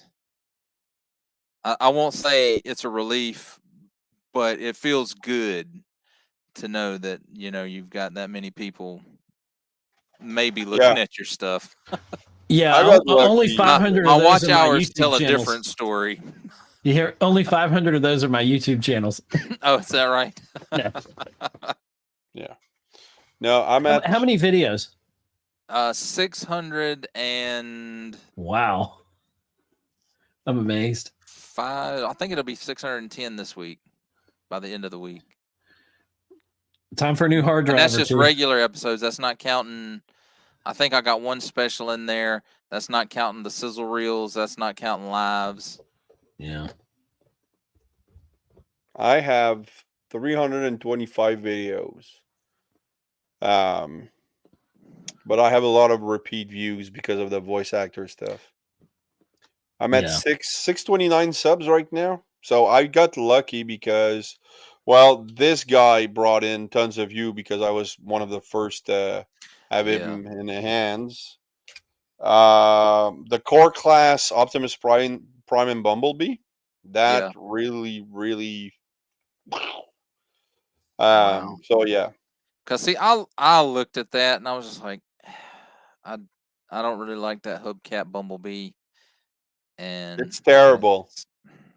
It's a 'cause terrible Bumblebee. I looked at it when they had it before in the Buzzworthy Bumblebee line. Oh, They I had didn't it. pick that up. It No, was that was a that terrible one Daniel and or Spike. Spike, and they were both just awful when I looked at it, and I was Yeah. like, no, I'm not picking this up. No, I picked it up for my kid because he doesn't like the only Bumblebee he has is a Cyberverse, but it's a hover car Hmm. from the third season. So I wanted him to have a Bumblebee that kind of looks like what I have. So this was okay. And then he already has the Optimus Prime, but now he's getting the trailer. And you know what? The trailer on the core class is more G1 Then the than this Earthrise. trailer because that piece here, you know, with the Earthrise, you get two clamps. But with the core class, you get the antenna that The scans, you radar get and the. missile pods. It's more G1 than this. Hang on, So, let me grab and a my roller. So, non-F trailer. Well, while you're doing that, we'll shout out a comment from Lone Dragon. He said Raz's voice actor interviews are amazing. he's right. They are pretty amazing. I love it. No, it's pretty cool because I did 8 or 9, and no, Richard Newman's going to be my 9th one. So that's amazing. I mean, but my white whale will always be Dan Gilvezan. I've sent him emails to his website. I got replies from his marketing people, I guess. And he's always unavailable. He's always too busy. And then I sent it on Facebook because he was using his account. I saw a post. So I sent him like a couple messages, saying, hey, here's the video I did about you. I'd like to interview you. And he sees every one of my messages and he never replied once. So it's like, Wow. David Just Kayne move was on. With that non-F set, this is the roller that comes with it, and it's a little bit big for the trailer, but it'll still close up around it. No, I have a Fire Talks roller, and that's pretty good. And it comes with the dish here, and then the other one just has an extended claw, and they're round pigs, and they just clip into the existing claws, and then it comes with the 2 missiles. But And that's then the it's thing. got Like this is what the core class stuff looks like. So, and I got him the sticker decals for the core class set too, and I have the Toy Hacks reproduction decals for the G1. So yeah. Yeah, Oh and then yeah, here's those clamps. I the remember those arms from the original. that come out. And then this one also comes with the extension piece so that it can be used on that Siege Optimus Prime mold. Right. So that's non-F. Yeah, that's the non-F. Oh, and the Let me check if they have the non-F Optimus Prime. that's the trailer doors. How do you spell non-F? Is it 2 N's? I think it's Non-F? NONEFF. Hang on, I got it bookmarked. I'll tell No, you. I Just got a it. second. Google helped me. Yeah, Nonnef. Because if they have a set for, holy crap, it's pretty expensive though. Huh? Is it Canadian or? I wish they would show like U.S. or Yeah. yeah. Exterior black. Okay, I can choose the exterior, the cart. I can. There's blue or black. Then yeah, I don't think that they have the. The alternate universe one. Nope. You'd say their group. Well, I mean the back. Yeah, that would have been nice if they had one. So yeah, I'll. Yeah, well, I guess I'm just stuck with it. It doesn't matter because I really just wanted to have a dead Optimus Prime for my uh, movie For shelf. Perceptor. For no, well, yeah, I guess my movie shelf. I just like the look of it, but he doesn't have a gun and he doesn't really need one. So, but I might hit up Fire Yeah, Talks for a because gun. really all he's gonna do is lay there. Yeah, exactly. So, but if I could have kind of fixed the trailer, that would have been nice. But yeah. But he doesn't scale, that's the thing. I'll give it to the people that complain about Ultra Magnus. He doesn't scale well at all with Optimus Prime. Like he's The too cab tall. is much bigger. Well, I say much. It's slightly bigger. No, the truck mode scales well. The robot mode doesn't. Well, he is quite large, but I always Yeah. thought of him as being like really Imposing. big, not like Titan, but I mean, toy wise, he was bigger because of he towered. Yeah, I mean, even in the cartoon, he was taller than Rodimus Prime. he was taller than Rodimus. Well, it depends which episode, really. But Well, yeah. yeah, you know that's but I mean what I really like about this is no white prime. I like that I there's really, no I really wish for that price it would have come with the core no bot, but I that's what's understand cool about this is that this why is they cartoon didn't. accurate, and in the cartoon there never was a white prime. No, So but don't get me wrong, when we were kids we would often put Optimus Prime in that armor instead of and because that day Ultra Magnus and Optimus were fighting. So, but I like the fact that this is, and you know what? If they do a Delta Magnus Generation Select, I'll pick it up. Not a Shattered Glass because that's Pulse exclusive, and there's no retailers in Canada, so I will not be picking it up. yeah, and But if I it's don't a understand Generation that Select, they're opening Pulse all over the damn world and not in Canada. I just yeah, because who needs a Pulse Germany? Germans do, I guess. Have you ever heard of a German collector? I haven't. German Actually, metal. German actually, metal. yes, but not Transformers. They were Masters of the Universe. Oh, okay. Yeah. Ooh, They I have guess a I'm big done. MotuCon over there all the time, every year. Well, all the Yeah. time, but once a year, twice a year. You gotta forgive me. I'm on here shopping for Black Friday that I'm not gonna buy. I'm looking at two in Yeah, well, ones. I already bought most of the Black Friday stuff I needed, Yeah, so well, I mean, all of it. So it's not like you What have to did you wait till get for Friday anymore. what haul did you get for Black Friday?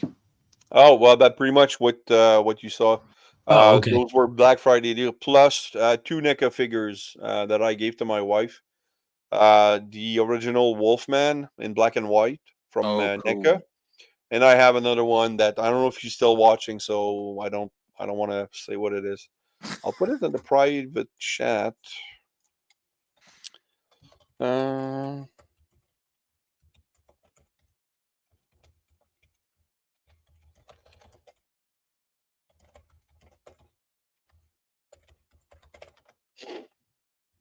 so that's what I got. And a Okay. legacy. No, yeah, legacy RC or maybe a core class studio series RC. the one from the Rise of the From Beast Rise of the Beast. movie, core class. So yeah, so that's what I picked up. And then what I did, kind of a trade now, but this Rodimus Prime, my friend was getting it to me, and I thought it was too expensive, so I bought him a FH Figure Arts. SH Figure Arts, yeah. Yeah, I got him a Berserk, the manga Berserk. I got him a Guts figure, like a big guy with a super slab sword thing.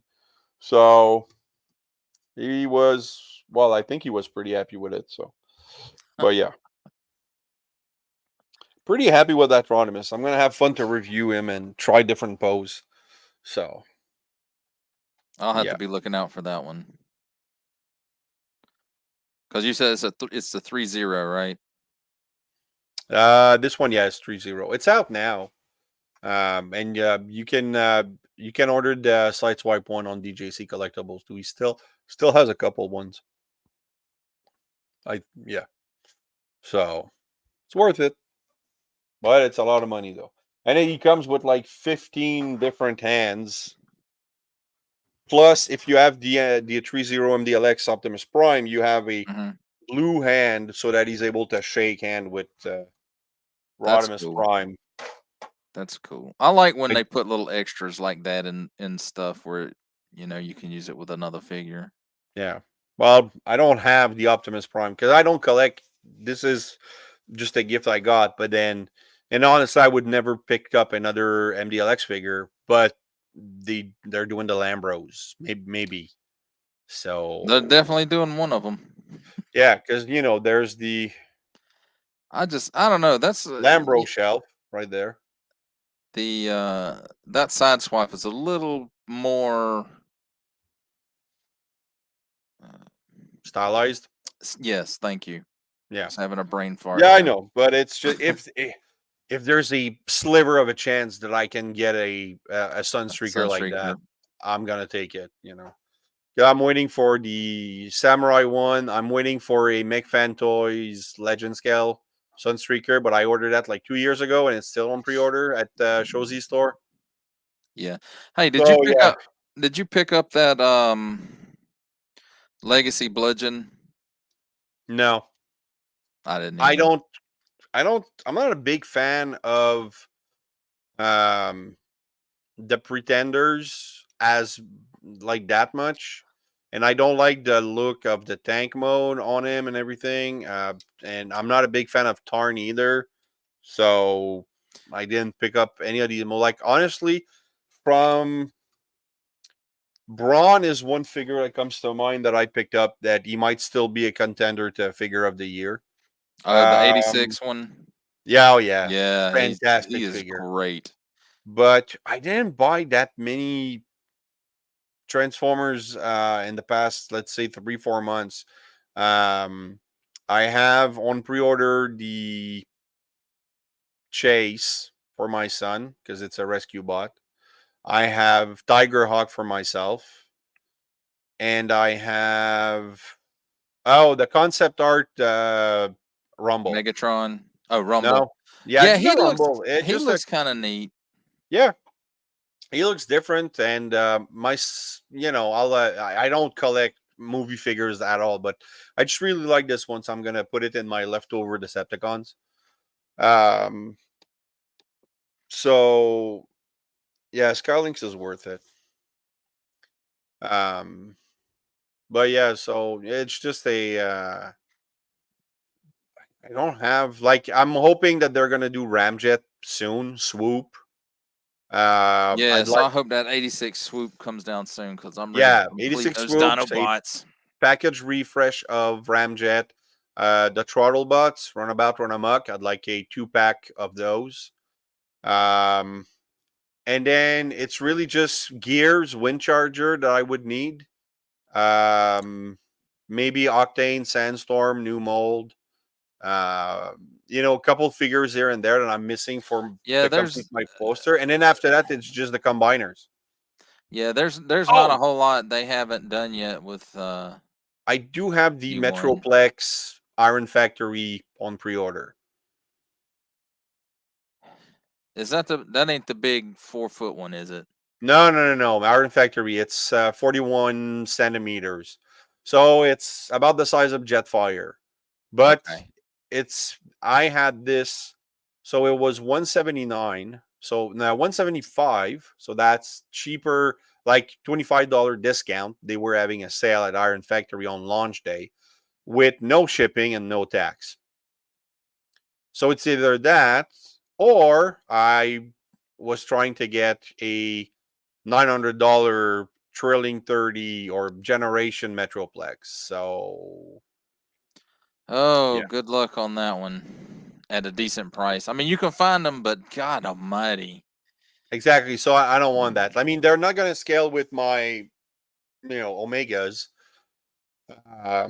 But apparently he's about the same size as Titan's Return Triptychon, because he Oh, was that fairly, Metroplex.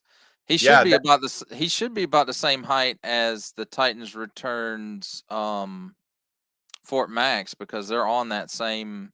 no, It's retooled from you that. mean the Iron Factory one? Oh no. I'm talking about the Generation, yeah, I'm no. talking about the Generation But I one. mean the Iron Factory one apparently is just a bit shorter than Triptychon. So if they re-release Triptychon, I'll be able to, scale that. So because I don't have a Triptychon, but really what I'm missing is mostly just the combiners. And I'm not gonna pick up Hasbro combiners. They're too small. I don't like that. So I'm gonna Yeah, wait I for was super disappointed in yeah. Minosaur, and I know you don't give a crap about Minosaur anyway.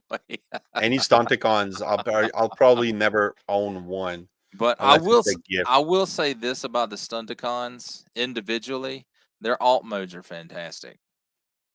Yeah. They fit together well. You know how a lot of times Why am I you'll get the frozen? Hasbro ones, and I don't know, why are you frozen?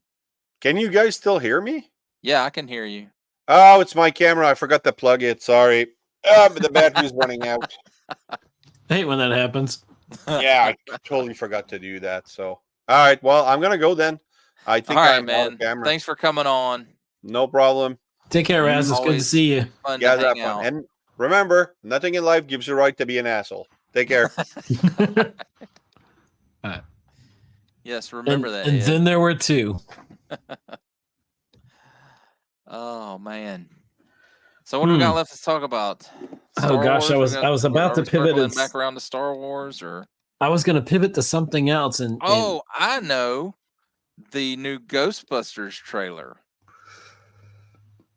I didn't dislike it. I kind of am in the middle. Interesting. It does look interesting.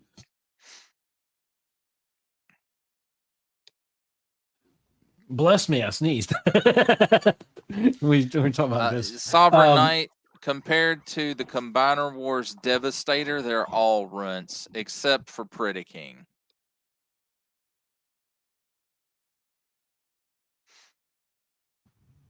Devastator is my favorite combiner. So anyway, yeah, Ghostbusters trailer. It looks really interesting. And they got all the surviving original cast, or at least coming back for cameos. I was kind of surprised. It looks like Ray is going to have a bigger part in this one. I think so. From what, it was a good trailer. I mean, I wasn't blown away by it, but I didn't dislike it. I feel like, the last one was definite. What Afterlife was very good, and I loved Afterlife. Yeah, especially after really the bad taste. That of the 2016 Ghostbusters. Yes, right. And I can't believe there's people out there, and you know what I'm talking about when I say people, that wanted the 2016 cast to return for the no. And it's I don't have I don't have animosity toward that film because it has women in it, or that they took all the characters from the classic movies and made them all female. I don't care about the gender flipping. It was just a bad movie. It was not good. It was the funniest thing about it was Chris Hemsworth in the ending credits. That was hilarious. But the rest of it for me fell flat. I love the ladies in there all individually and together. I mean, they're all really talented. It just That wasn't it just Ghostbusters. It wasn't was good. something else. It was They I don't should have know. called It it just wasn't something good. else. Yeah. Ghost Ghostbusters Chasers. Frozen Empire is what we're talking about. I like the title too, you know. I'm trying to think, who didn't we have something where something was freezing before in Ghostbusters, the original? I can't remember. Or was it? It wasn't freezing, was it? I was trying to think what elements we were dealing with. Because we had the ectoplasm, of course, and I'm trying to think. I can't think what I'm trying to say, but yeah, all in all, I mean, I like it. I like it. I'm just not blown away. But you know, yes, final judgment until I actually see the movie. because it's so weird. You know, one of the main things about my podcast that's been difficult is that. What are you laughing about? That's what 2016 Ghostbusters should have been called, Lone Dragon. Oh dear. I've just been so disillusioned by the film industry this past year. I mean, everything has just been a letdown. I mean, not everything, and that's painting with a wide brush. I just feel like Hollywood has just really dropped the ball on a lot of things. You know. It's just been, I mean, it's the fun that is gone. whole industry now. Don't get me wrong; it's always been a business. It's always been about definitely what makes money, but it just seems like it's swinging more and more in that direction. Right. That it's all about money, and you can make the argument that it's always been about money, and it probably has, but it's not only about making money now, but how bad they can shaft the actors and the writers and right. It's how much you can do else. with less, and it's not about the creatives controlling the projects, which hopefully getting Dave Filoni in charge will right that, at least for Star Wars. Now, what are we going to do about Marvel? How are we going to put Kevin?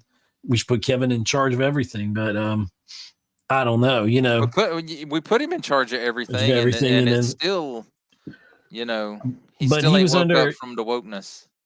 Yeah, well, there was a bit of that Kathleen Kennedy, and there was JPEG, and it's hard to say, exactly where the it's not one person that ruined Marvel.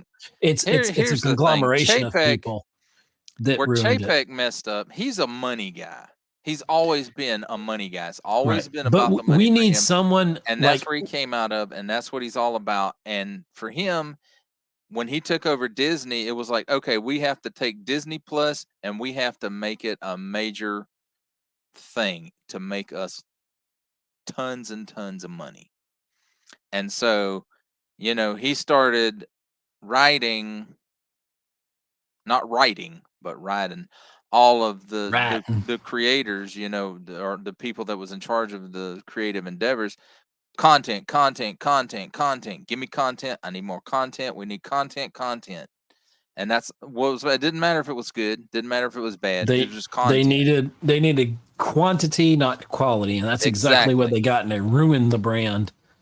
I mean, the good thing is that with Star Wars, with Marvel, anything that's even halfway decent at this point is almost, going to be seen as, like, when they get something that's good, just good, not great, but when they get a product that's good, it's going to seem like it's the greatest thing ever, because we've been starved of quality, over the bottom line. The bottom line matters more. And it comes back to having people like Filoni and creatives making the decisions. Sometimes the best business decisions aren't the best entertainment positions. I mean, yes, you have to balance the budget. Yes, that's all important. But another thing is, on the flip side of this, there's the overcorrection that Marvel's already made, possibly with Blade. They're going to try to, if they get it up and going again, they may try to do it for under $100 million. And being burned so badly as they have by spending too much and not focusing on the story, they're going to overcorrect in the wrong area. They're going to and they're going to end up. You're going to end up where you probably need to spend $200 million or something on a particular property, maybe something like Blade, But if you just got the story straight, you could still do that. But now at this point, you know, they're not going to have the capital to do that. And a lot of people, you know, they were talking about, superhero fatigue with Marvel. Well, but, I think it's you have fatigue. Most of that has to do with, just the quality of the content. That's what I was going to say. It's more the quality for me than it is if you make a good film like Spider-Man No Way Home, there's not superhero fatigue. You make something that appeals to people like Barbie did, and, you know, then people are going to watch it. You know, who cares about a Barbie doll? Well, apparently everybody does when it hits that right. You know, what Greta Gerwig did was great, you know, and it's the proof's there in the box office, but you have to spend money to make money. But first you have to have a plan, which Marvel didn't have for the Disney trilogy. Star Wars. Just throw money. Right. You just can't throw money. And, you know, and throwing money to fix a problem does not fix a problem. You have to be able to start with the story, the meat and bones of it, and you build from there. You can have the best effects in the world, the best costuming, the best everything else. But if your story sucks, then it sucks. Yeah, and it's going to fail. If the story isn't there, then there's nothing it doesn't matter how many special effects you put in it. You can't, what is it? Put lipstick on a pig or whatever. It's still a pig. You can't put lipstick on a pig and make it something. Yeah. Exactly. But no, I Sovereign Knight, I have not watched the Fall Guy trailer yet. I think I saw a snippet of it with I love that Ryan song. Gosling. I'm a big Lee Majors fan, so yeah. God, what was the last thing? The last thing I saw Lee Majors in was the Human Target TV show. You remember he was Human great Target? in that. Oh God, you remember we did a campaign to try to save that. Remember we tried to save it. That was such a great show, and then they tried to fix it in season 2, and it didn't work. People had moved on or something. I don't remember. But yeah, I'd forgotten about Human Target. That was a great show. That was, it's been a while since we felt good about something. Ahsoka, honestly, was the last time I felt good about Star Wars. It felt like, and it had its problems. It kind of tanked out a little bit in the end. It wasn't perfect, but it made me get a sense that somebody understood, that Filoni understood, that not just what the long-term Star Wars fans want, but what people are. You have to find general things that people like in Star Wars, and I felt like somebody finally gets it and tapped into George Lucas's vision to an extent, and it felt like Star Wars, and it was clunky. It was the acting, some of the dialogue. There was parts of it I liked and parts of it I didn't like. And this is what's worried me, is that Filoni is great when he's directing and creating, when he's let animation, do what needs to be done. And what needs to be done, yes. In the animation, he does great, but and he cut his teeth under Favreau on Mandalorian. And so he's learned to do live action better. But if you watch some of the choreography and you watch some of the things that go with that, with Ahsoka, it feels kind of paint by the numbers. There are some paint by the numbers moments. It feels clunky. It feels like, Rosario Dawson's sitting there, she's just kind of folded arms and no expression. Well, I will say this about that. And I know I've talked to you about this before, that if you go back and watch the Clone Wars, there are a lot of arm crossing scenes with Ahsoka.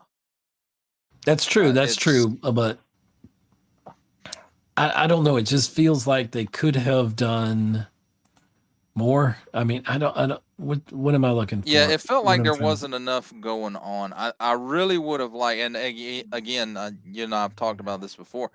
I would have liked to have seen more interaction between Shin and Baylan. Baylan was possibly the best part of that whole series, and it's a shame that Ray Stevenson passed away, because, and I don't know how they're going to fill that hole, what they're going to do with his character, but I would The thing is, imagine they're going to basically, recast it, but basically the series, when the 6 episodes or whatever we had, you basically, they switched places is all they did. It's simple. If you want to really bring it down to the most bare minimum of what they did with the series, they basically just flipped where the people just exchanged places, essentially, Ezra and her. And, but, for the moments with Hayden Christensen coming back, those worked. Clone Wars flashbacks were awesome. Oh my gosh, that one scene! I told you this. I want like a poster of that where that somebody did like a screenshot of it where it flashes with the smoke and you've got I can't think of the different droid, whatever the not droid, the help me out, the the spider droids you talking about, the big right, spider and then droids? Anakin's coming and he's got like, he flashes and it's like him and Vader, that I know that was an artistic choice. That like moment when they did that was like breathtaking. And I was like, oh yeah, you got me here. It was also cool to see Hayden Christensen as Anakin in that, that first Clone Wars. Yes. And it felt, I almost felt like the way I felt that a lot of people felt, especially with Tobey Maguire, but when, help me out, the other Spider-Man came back and got redeemed. Andrew Garfield. Everybody felt like, you were pulling for him. You really wanted him as an actor and just as that his Peter Parker. You wanted him to get that bit of redemption there. And when he gets it with Gwen Stacy, that's really cool. And just to see, I felt that way about Hayden Christensen. I just, because he caught a lot of shit from people that he shouldn't have gotten.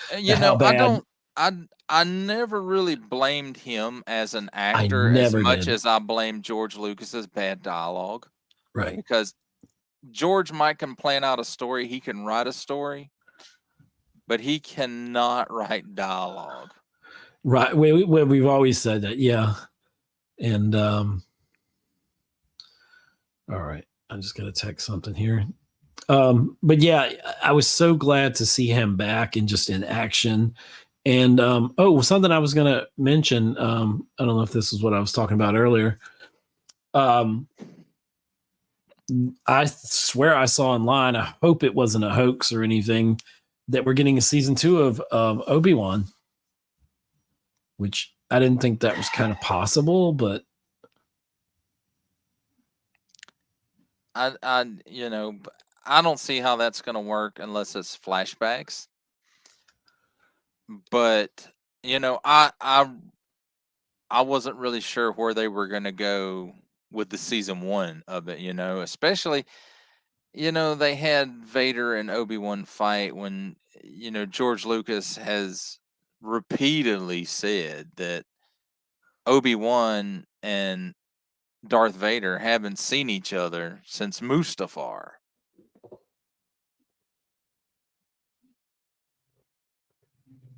Sorry. So, if that would have been more sense if they'd have had their little final battle there on Mustafar rather than whatever rock planet that was. Yeah, I just worry, we're getting to the point where there's really not much wiggle room before you ruin them seeing each other, 9 or 10 years later in chronology. And Obi-Wan's older and, I mean, it was nice to see, Darth Vader kind of lifting that weight off of Obi-Wan's shoulders when he told him, you didn't kill Anakin Skywalker. I did. That was powerful. Yeah, I wasn't expecting that, and that was welcomed. And that was out of the Clone Wars almost, at least the part with the helmet, and the respirator thing, the way they alternated the voices between Hayden and, and Vader, Anakin and Vader or whatever. Like it was they were running over top of each other. Yeah. It was just really good how they did that. That whole scene, that was handled beautifully. I mean, Filoni did a great job with that. And the world between worlds, like I told you, it opens up so much with they can move forward now, at this point, I don't want any of the legacy characters back, let's just move on. Let's just start a new Star Wars. Let's go into this new galaxy. Let's time travel, whatever it is, other universe, and let's just move forward with those characters. And we're Princess Leia's dead. We can't bring her back. Because Carrie Fisher's gone. Right. Harrison Ford died on screen. Han Solo. I mean, just move on. Here's an idea. Let's do the further adventures of Captain Rex. Oh, people would watch that. I would love that. It was like Bad Batch. I don't want Bad Batch to end. I enjoyed Bad Batch. Sovereign Knight. Dash Rendar was pretty much a one and done in that. And they kind of have stole from the expanded universe there. I think Dash Rendar is kind of not Kylo Ren, but he was kind of a he was a bit of an Obi-Wan. I mean, Han Solo. Yeah, that's what I meant to say. I don't know. And if you have never read the book Shadows of the Empire, and I ain't talking about the comic book, I'm talking about a novel. That is one of the better novels out of the expanded universe. I've read that one many times. I wanted to drop a really good novel. This makes for a great discussion.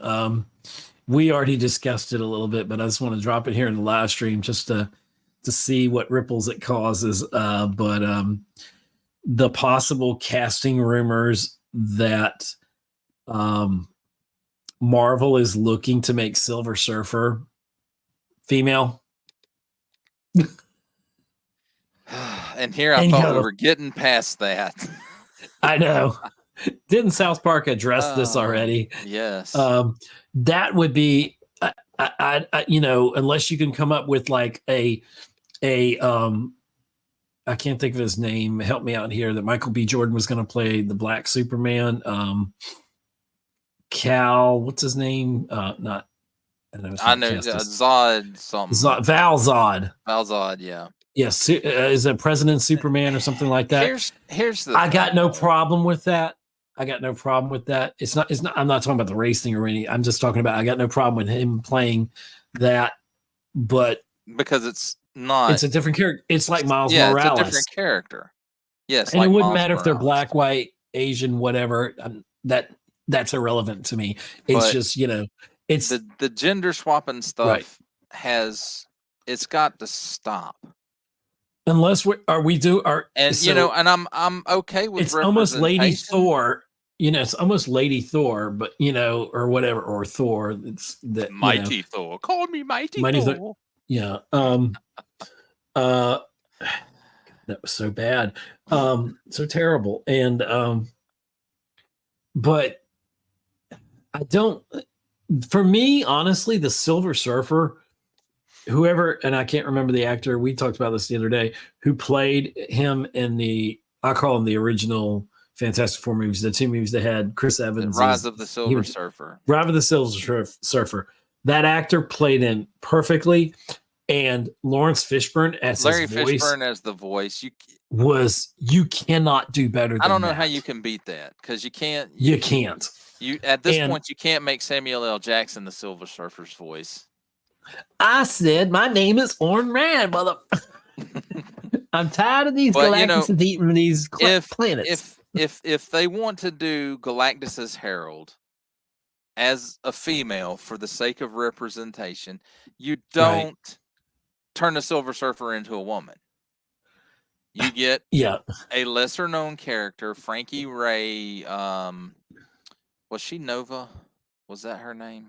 When she became the Herald, I don't remember, but she, instead of being silver, she was gold, and instead of being bald, she had flames for hair, and what they need? They need a Viltrumite. That's what they need. Viltrumite, yeah. There's going to be a Viltrumite go through during Secret Wars, and he's going to destroy everything. Oh, that's awesome. They speaking of that, did you see that animation that's going around with Omni-Man versus Homelander? No. Oh my God. That would be so good. Oh. I'm telling you, those what they're doing with the boys and what they're doing with Invincible. Oh my gosh, that's exactly where I still they've got to get dark started their. on season 2 of that. I'm I an love episode season behind 1. on Invincible, but I mean, I was just blown away how brutal I think we all were, that Invincible was season 1, but I loved it. And I just, Let's talk about how violent and his dad was. I mean, Omni-Man. holy When he goes crap. into and spoiler alerts, everybody who hasn't seen Invincible season 1, when he goes Yeah. into Cover your ears. the secret lair or whatever, and he's called them all together, and it just, oh my God. And then with the what was it, the time, the aliens from a different dimension. Yeah. Oh my God. That was just, oh Lord. Yes, It's pretty Sovereign bad. Knight. Spoiler alert if you haven't seen it, and so cover your ears. Sovereign Knight says, yeah, Hollander At the got first- his ass kicked. At the first of it, for sure. Omni-Man tells Homelander, "I'm going to feed you your heart." And by the end of the battle, which was maybe about a minute and a half, his heart wasn't in it. he Quite literally. He rips his jaw out of place, and it's still hanging on by the skin. He says, "Do you remember what I promised you when we started this fight?" And it just rips his heart out and shoves it in his mouth. Yikes. And I'm just like, it's so brutal, but it's so good. And it got leaked by a friend of he's a director or somebody that's, or it might be the director, it might have been the director of help me out, of Invincible, but Stephen Young is playing Sentry in Marvel. He just said he had told him. Yeah. He had told him, he said, texted, yeah, Robert I just Kirkman. went. That's who you're talking about. Yeah, Kirkman. Yeah, because he said, I just went from a fitting for the Sentry, and he didn't expect him to tell it, and so now he fucking let them out of the bag, which is awesome. And Stephen Young said, I guess I can only play yellow and blue colored clothing superheroes, and they're like, but I don't know. I'm worried about bringing Sentry. I'm surprised they're using Stephen Yeun as Sentry, because Sentry, he's kind of a big dude, and Stephen Yeun is a small dude. Well, it used to be, Chris Pratt used to be kind of pudgy, and then look at him, and yeah, they but put you he's through that not, Marvel thing. He's not big like Hemsworth Sentry.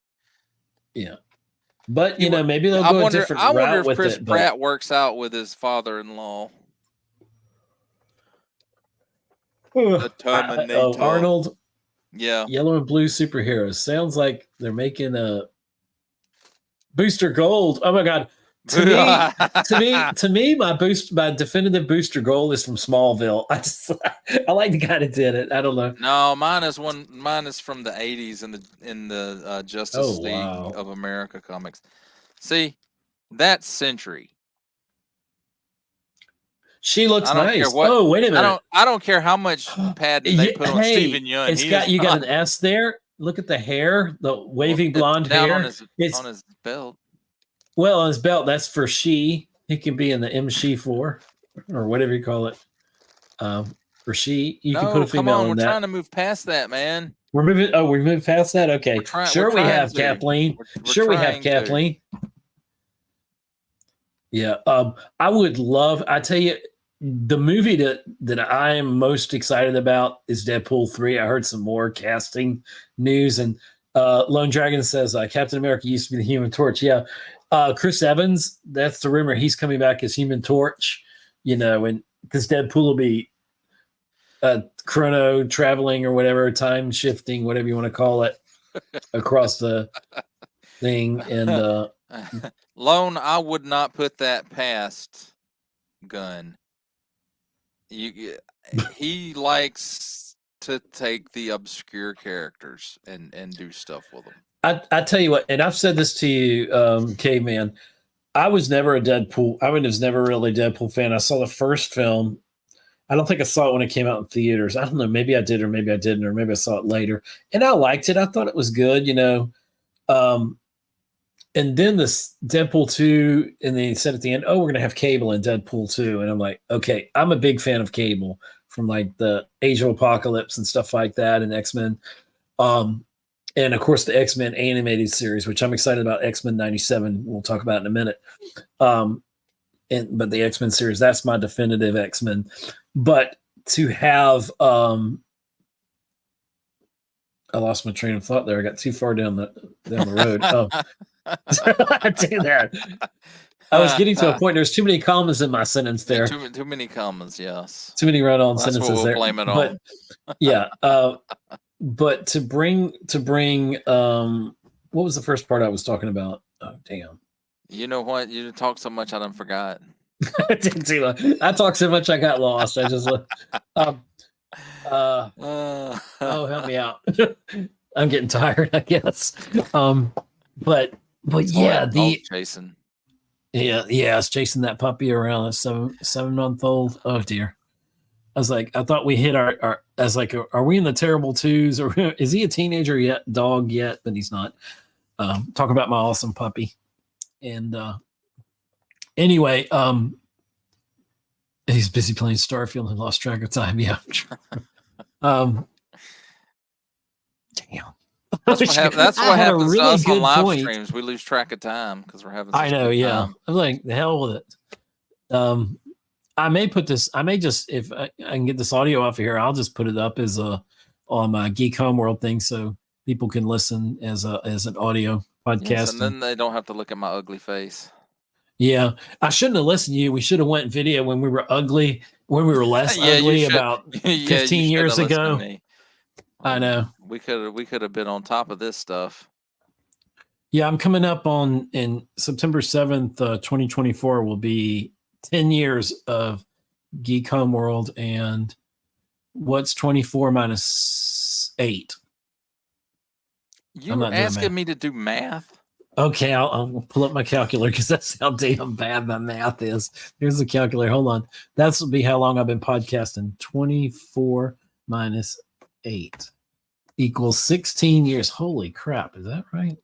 Gosh, I'm already in my 15th year. 16? Wow. Jeez. Oh, man. Is that when we started the Digital Man Cave? Yeah. Wow. Yeah, that was. I actually had a podcast before that, but really, it didn't really.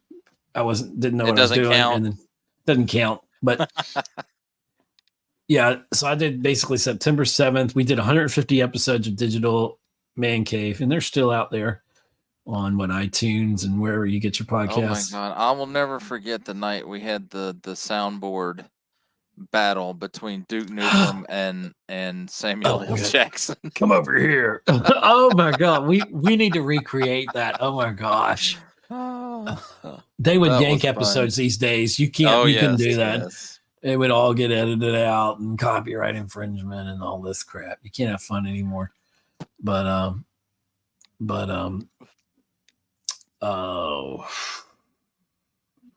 it was Sovereign Night. It was hilarious, and God, you'd have thought we were laughing so hard we were going to die during the episode. Because when I moved up here to Augusta, I remember I told you about this, Caveman. When I moved up here, I was at a restaurant and I just happened to run into somebody who 10 years or however many years ago that was, probably was 10 years when we were doing that, at least. And when I mentioned, somehow we got to talking over dinner, and I heard that he was a Twitch streamer and all that. And so, I kind of struck up a conversation because I was just interested.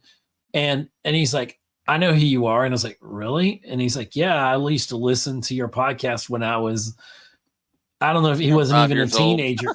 Yeah, I know, something like that. And I was like, you're shitting me, right? And he's like, no. And it was a Digital Man Cave podcast. And he's like, you guys had so much fun. I never missed an episode. And I was like, wow, I never had a fan like that.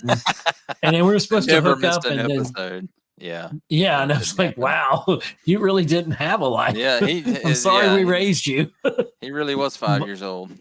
But I don't know.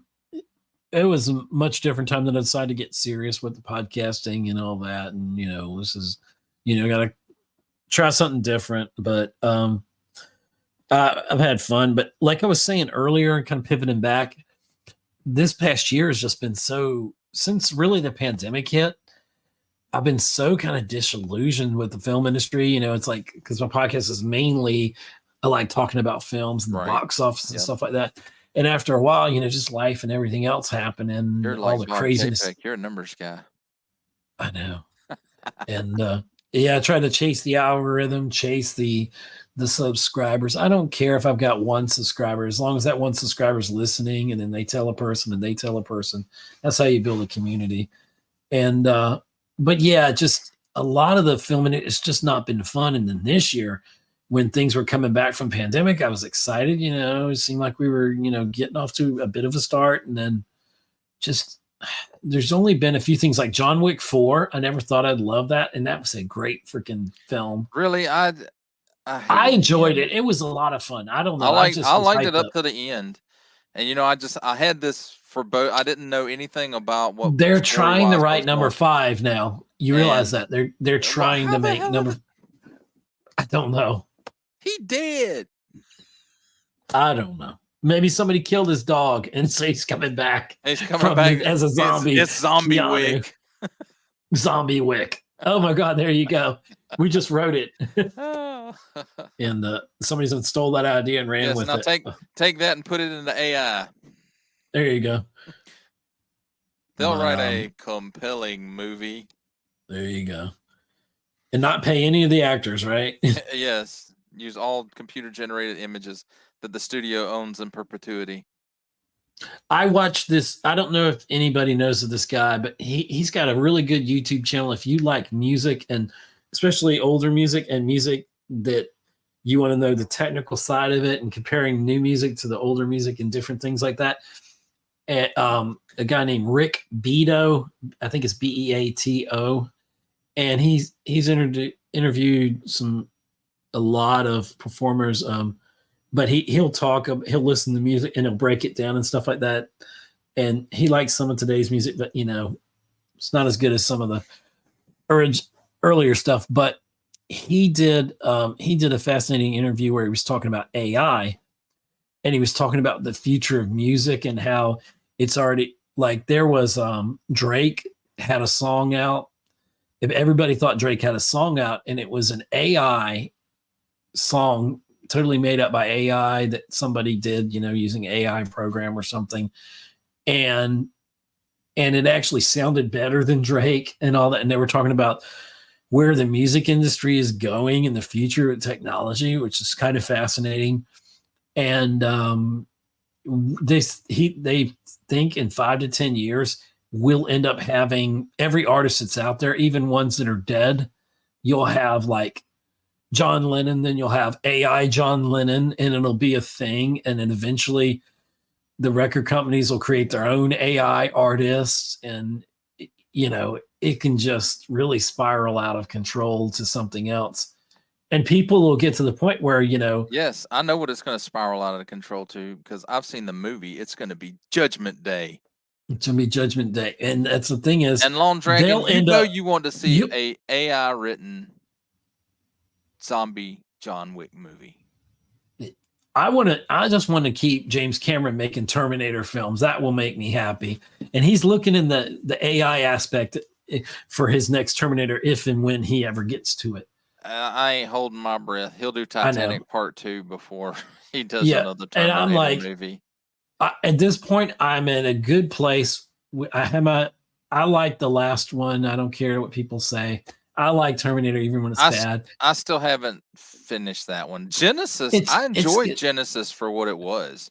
Right. I just did wish for what they it hadn't was. ruined In the box trailer. office for that film got ruined in the trailer. I love what Lone Dragon said in the comments. Skynet Records, dude. You need to like copyright that, or well, you probably can't, but because then they'll see, whoa, it's our intellectual property. Yes, and who Dr. Dyson, he's in charge.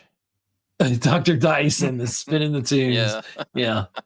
But and they'll give a shout out to what's her name? Linda Hamilton. Oh yeah, yeah. But Sorry, Linda, we're using AI, Linda. but the point I was making, I'm ready to move past Linda Hamilton and Schwarzenegger. I thought I'd never say that. And He's honestly, he's just too old to do it. It's just like if they tried to take and make Rocky 17 with Sylvester Stallone in the ring boxing, could he do it? Yeah, he probably could do it. Should he do it? No. DJ I mean, Dyson. he's even said that you know, MC the next Dyson. Expendables is going to be his last one. Oh, Because, this you know, last one was terrible. It bombed so horrifically. There's only so long you can do the action hero thing. Now, however, I would like to see him do another Rambo in the vein of the last Rambo movie. That really violent one. Oh, I enjoyed it. God, I love that movie. I loved it too. That's the best Rambo. For me, it was. I really enjoyed it. And and I tell you, I feel bad about Bruce Willis, you know, because I really would have liked to have seen one more Die Hard, because, you know, it would have been it would have had to have been better than that last one they did. Ugh. They showed something about, I think his birthday must have been recently, and he actually said something on camera. I didn't understand what it was, but he's got like some form of dementia now, which is a shame. It's not actually Alzheimer's, but it's something very similar to that. Right. And it's just so tragic. Now, I don't know about you. I think the last good Die Hard movie was Live Free or Die Hard. That was where it was like passing it to his son. Is that his son? No. That was the last one. Now, is that the one with the guy? They were hacking computers and traffic lights and stuff like that. Yes. I thought that was ahead of its time. Yeah, that is one of my favorite Die Hard films. Yeah, and I didn't mind the last one. The last one where it's kind of like he was passing on the torch or something. They were in Russia or something. Yeah. It still worked for me. Bruce Willis at that time could still do it. It was okay. So it was okay. It wasn't great, but it still was okay. I was good with it. I was like, okay. You know, because I've learned to kind of grade on a scale. I'm not expecting Schwarzenegger to come out there and be the way he was when he in 1991. You know, it's like, right. I get that. You know, I'm not expecting, you know, but don't look ridiculous. You know, like you get some of these films where the actors are so old and they just feel like they're being walked through the set. You know what I mean? And instead of like acting, you know. And I'm not against ageism, or I mean, I am against ageism. You know, I don't think age is a number, but you got to know your limits. You can't go out there boxing at 80 years old. I mean, of course, Mick Jagger can get out there and rock and roll like a young man. I don't know how he does it, but because he's already embalmed. He probably is. Yeah. Yeah, him and they used to say that Keith Richards would go every year to like Switzerland and have his blood pumped out, and maybe there's something to that. They probably do, but they had it replaced with alcohol. At least Keith Richards did. I think he replaced it with alcohol. But yeah, that guy's Dom Toretto, he was too old to do it himself, so he took it to the car place and he had him drop a 440 Magnum in that hover round. And now he's going to Tokyo to drift. You know, he got pissed off at what's his name, Jason Momoa, because Jason Momoa stole that last Fast. Oh my God, he was so fantastic in that. He was, and but it almost got irritating because he really was. I felt like he's trying to do a Heath Ledger kind of thing. You know, it felt like there were parts of it where he was over the top. Yeah, but I just feel like that was that character, you know. And I tell you what, I saw the Aquaman Lost Kingdom or whatever. I just feel like it's going to bomb. But after seeing the last trailer, I'm not so sure it's going to bomb. And it doesn't matter. But he was hosting Saturday Night Live, I guess it was last week or whatever. And he is just genuinely funny. You know, I feel like we're going to see a different side of him. I don't think he's ever going to. He seems like a very genial dude to me. He seems pretty cool. Like if you were to meet Dwayne Johnson in real life, he just seems like he's a nice guy. Casting him as Lobo, I think, is almost perfect casting. I see him as Lobo for him. I see him much more as Lobo than Black Adam, even though he was chasing that Black Adam part close to 10 damn years. Yeah. Was it longer than that? No, he was trying to get Black Adam. He was trying to get Black Adam off the ground for a long time. No. The Rock was trying to get Black Adam. Oh, I'm talking about You're not. confused, old man. No. Hold on. My Jedi powers have far exceed No, now back down. No. You didn't The kill Rock. Digital The Rock Caveman. had been pursuing Black Adam. Yes, go. At I was least talking for about 10 Jason years. Momoa as not Black Adam, the other dude. Who were we just Aquaman? talking about? Lobo. Lobo, yes, as Lobo. That Jason I Momoa think that is as Lobo. fantastic. That is perfect Fantastic. casting. Yes. It's rare you get perfect casting. We got it. We didn't know it at the time with Hugh Jackman. We got perfect Wolverine casting. We knew when I knew it's like before Xavier, when they floated the idea that Patrick Stewart might play Xavier in X-Men, I'm like, oh my God, he looks like him. And, even before that, I was Are like, you're talking that's about back Professor in X. 2000? Yeah, or 99 or whatever it was. Yeah. It was 2000. Well, it came out in 2000, but before then they were Right. talking about. And now we can't think of Michael Keaton not being Batman. At the time we didn't see that. No, when they first announced Michael Keaton as Batman, We're like, what the hell? I remember 13-year-old me being like, "Oh my God, Mr. what Mom. in the He hell? said Mr. Mr. Mom Mom is not Batman." Man, not my Batman. But before that was the thing. that was I was too young to understand the nuances of some of Keaton's comedy performances. He definitely, even in those old, straight up comedy movies, he had a dark streak. And yep. Oh yeah. People don't understand that for 1989, Batman by Tim Burton was dark by 80 standards. Yes. Now by today's standards, it's a little campy. Can you put that comment back on the screen by Sovereign Knight?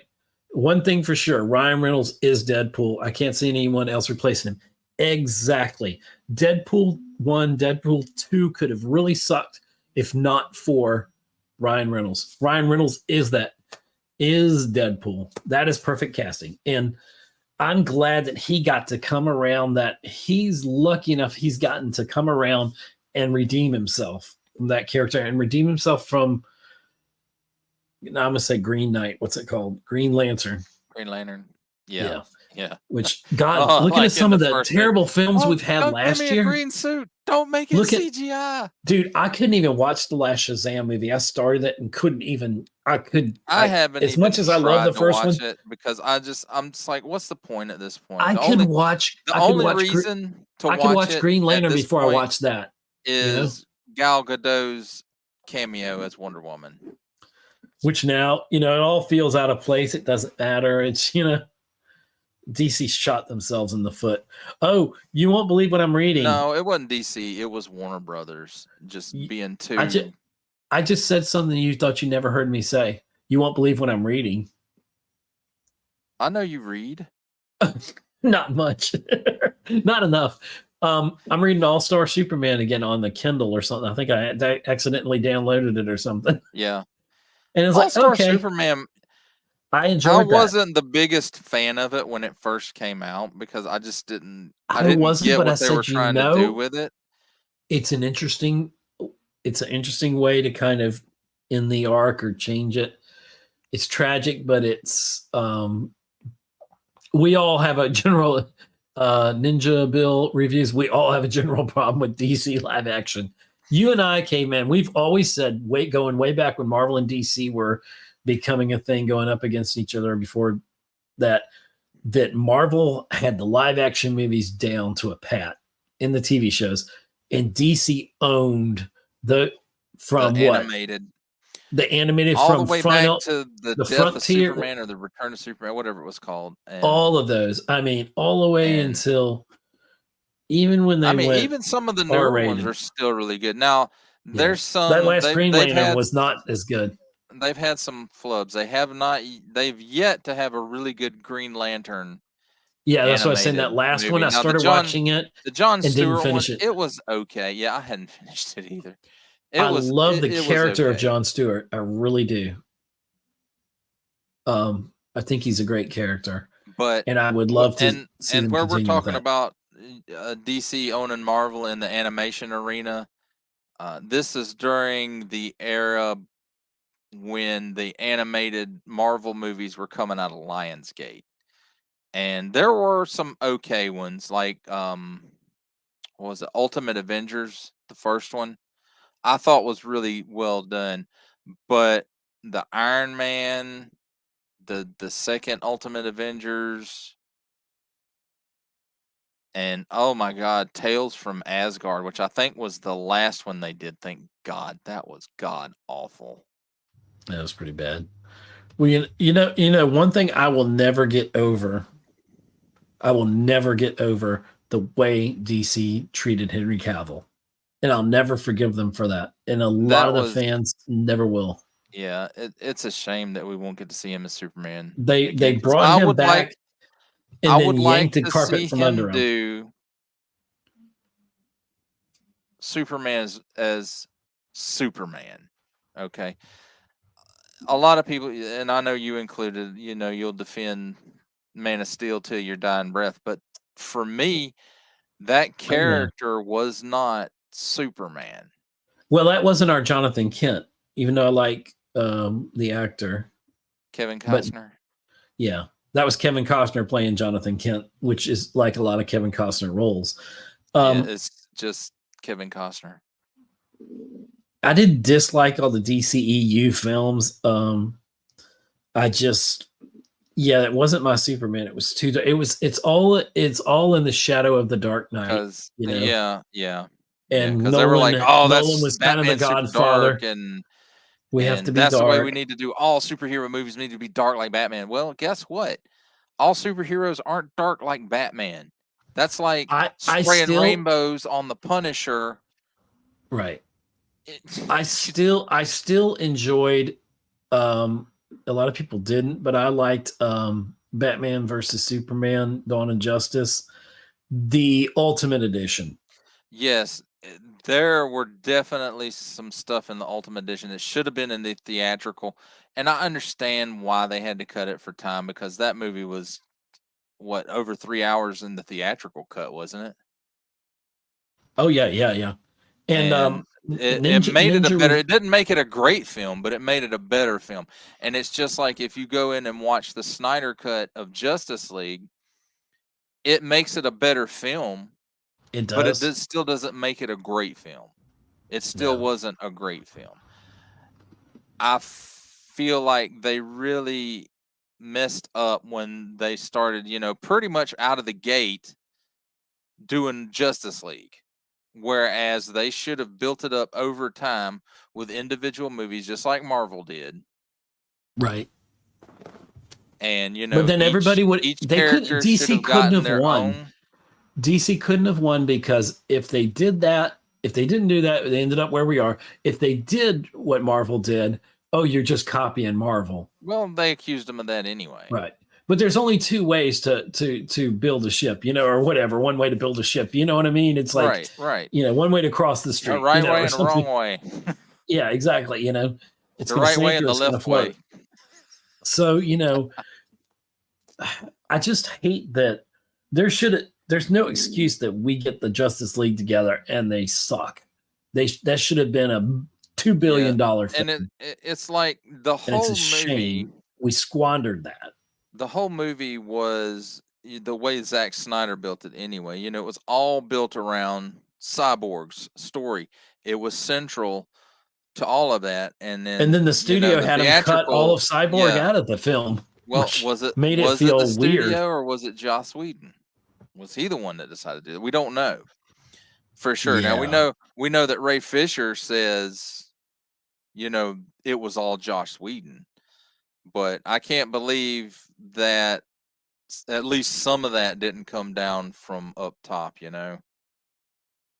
Yeah, they were the suits were making the decisions. They didn't let the creatives like Zack Snyder fulfill. If Zack Snyder would have done the two separate Justice League films that he had planned, that could have been pretty damn epic. Much better. It would have been much better, because we would have got the whole picture of it. Just blowed it out of the, the second one I think would have blown the first one out of the water. Oh, totally. Unlike Totally. And unlike with the Avengers. Now, when Avengers came out, I was like, "Oh my god, this is the epitome of super. This is the superhero movie." And I will stand by that to some degree now. And then when they followed it up with Age of Ultron, I didn't like it nearly as much.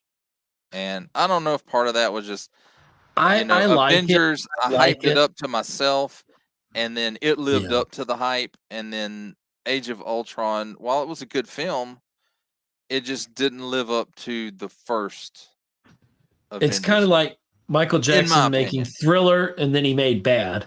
They're both really great Right, albums, but right. Bad was just not as good as Thriller. You know, you Well, couldn't beat it. You couldn't beat it. the biggest reason for that was Quincy Jones. Well, they were both Quincy Because Jones. were they? I didn't think Bad Yeah, was yeah. Quincy Jones. Oh no, yeah. After Okay. they did Off the Wall, Thriller, and Bad, and then he went with other producers. They went their separate ways. But there was nothing you really could do. There's no way you could top that. You were just going to do something different, and you do it at a level almost as high as that. But thank you, Ninja Bill Reviews, for commenting and being here for the live stream. It was good to see you, Bill. Hadn't seen you in a while. And shout out to Sovereign Knight, who's been very active in the chat as well. And I don't know anybody. Yes, Lone Dragon as well. And actually, Sovereign Knight, he's the one that pointed me in the direction of Mike, and that kind of set everything in motion for tonight's stream. So Sovereign Knight says he has to jam as well. So I guess it ain't too much for you to jam, thank right? You. But thank you for being here. Thank everybody for being here. Thank everybody. Yeah, because I know there's some other streams going on at this time that some of you guys are regulars on. Oh, I don't like this headline. John Campia says Napoleon review, a true disappointment. I don't want to hear that. I want to hear that that's a great film. I'm not the biggest Joaquin Phoenix fan, but I think they cast him right for that. The wife was saying that she thinks he's actually too old for the role. I don't know. That's what AI is for. I know. De-age him. Yeah. Oh my God. I saw this clip. Harrison Ford was somewhere, and I don't know. I guess it was during the Indiana Jones thing. And and it says Indiana Jones responds to a reporter making inappropriate comments. And she's like, so Mr. Ford, you looked really handsome and all, but I was surprised halfway through the movie when you take your shirt off. And I was like, oh my God, she said it. You couldn't reverse that. You can be a man reporter saying that. God knows. Hell yeah, no. And, not to and he's female. like, and he was like a little confused by the question. He's kind of surprised he was hearing it. And she's like, how did you feel about that? Such and such. And I don't even know her point of her question. He said, well, the good news is he's like, how do you say that when he's like, or something? And he said something, well, I just look good or something like that, with his dry humor that he has. Yeah, however he responded Harrison was Ford. very funny. That's very Harrison Ford. Yeah, I love to watch him in interviews because he's like, I don't want to be here. I don't want to talk about Star Wars. Pretty much. All I want to do is land my plane. He does not really. Yeah. After I crash it. That's not how this works. That's not how the Force works. So how any of this works. But yeah, he's definitely a character. He is, and he'll always be Indiana Jones and Han Solo. Yes, and you heard what he said about a lot of people are talking about they want Chris Pratt to play Indiana Jones. I always thought that would be a great choice. Harrison Ford said Chris Pratt will play Indiana Jones over my dead body. They're like, that won't be long from now. Well, if he keeps flying them planes in the golf courses, no. Of course, it's been a while since he's done that. I don't know if they let him fly anymore or not. They probably don't let him fly. They took his keys. Callista Flockhart. Oh dear. Took his keys. But oh, I was gonna say something about CW. Somebody had mentioned CW in the chat there, and I was gonna say, you know, don't talk bad about my Smallville. As bad as it was still pretty good. You know, looking back on Smallville, it started out rough. You know, Monster of the Week and Yeah, all of that, but you know, it and then it ended and up, then you know, there's like the middle. toward You the could cut middle out a there, it 2 or was 3. really good, and then It's like, like toward the end, well, it's almost like a Disney Plus show. They start out really strong, then they just collapse, and then sometimes they'll come back a little bit in the end, but not quite. You know, it's like, and for yeah, me, I Smallville was not a big did fan good. of the smoke monster from Lost as I know we weren't, you Darkseid. know, That's but you know, and you it know, being CW at the two time, that's seconds, probably the best we could have got. actually, you know what was it? 11 seasons of that? 10 10, seasons? 10 10 seasons. seasons of that, and we got 2 seconds of Superman. And it wasn't even really Tom Welling in the suit. It was a No flights, no CGI. tights. I know. It's still pretty good though how they got the Superman theme in there, and you know, um and I will say I this: don't know. as bad as the CGI was in the Flash during, you know, the collapsing of the multiverse or I whatever, was just thinking about the Flash. when the Christopher Reeve Superman come on, I got goosebumps. I couldn't help it. I did, but part of me felt like I don't know if I'm supposed to like this or hate this. You know, it's like, It, what would Christopher Reeve think? If he would probably like it, I think. I don't know if he were I alive. think, I think, you know, I think he It's would be happy borderline that creepy. people still think of him as Superman. Superman. And for me, he'll always be Superman. Same here. Same here. I mean, to me, I won't say personally, but when he was playing the role, Yeah. you know, he embodied what I always felt Superman stood Was for: truth, stood for. justice, and the American way. And all I'm that gonna, other stuff. I'm gonna say it, the and the American way. But yeah, I mean, it's just, You know, he just when he was in that role, he was just, you know, he made the character wholesome. He made the character good beyond good. right. He put others And first. you know, except in Superman 3 or Yeah. you know, the Bizarro Superman, basically. The Richard Pryor movie. sorta, yeah, the Richard Pryor movie. That's what I was trying to say. I liked the idea of the story for the Quest for Peace, There were elements of, and well, the seeing Quest for Annette Peace. O'Toole in Smallville, which later she became on the CW. She was Yeah. his mom, you know, Martha. Right. She did a great job. And Jonathan Kent, John Snyder's. Well, that was in 3 when you're talking about yeah, because in and Quest for Peace, it was Margot Kidder was back, and it was Muriel Hemingway. was She that 3 was or 4? that Because was 4 was 4. Quest for 4 Peace, was because he went Quest for back to Peace. Smallville. Because I remember, Kill Superman. or maybe that was 3. I don't know.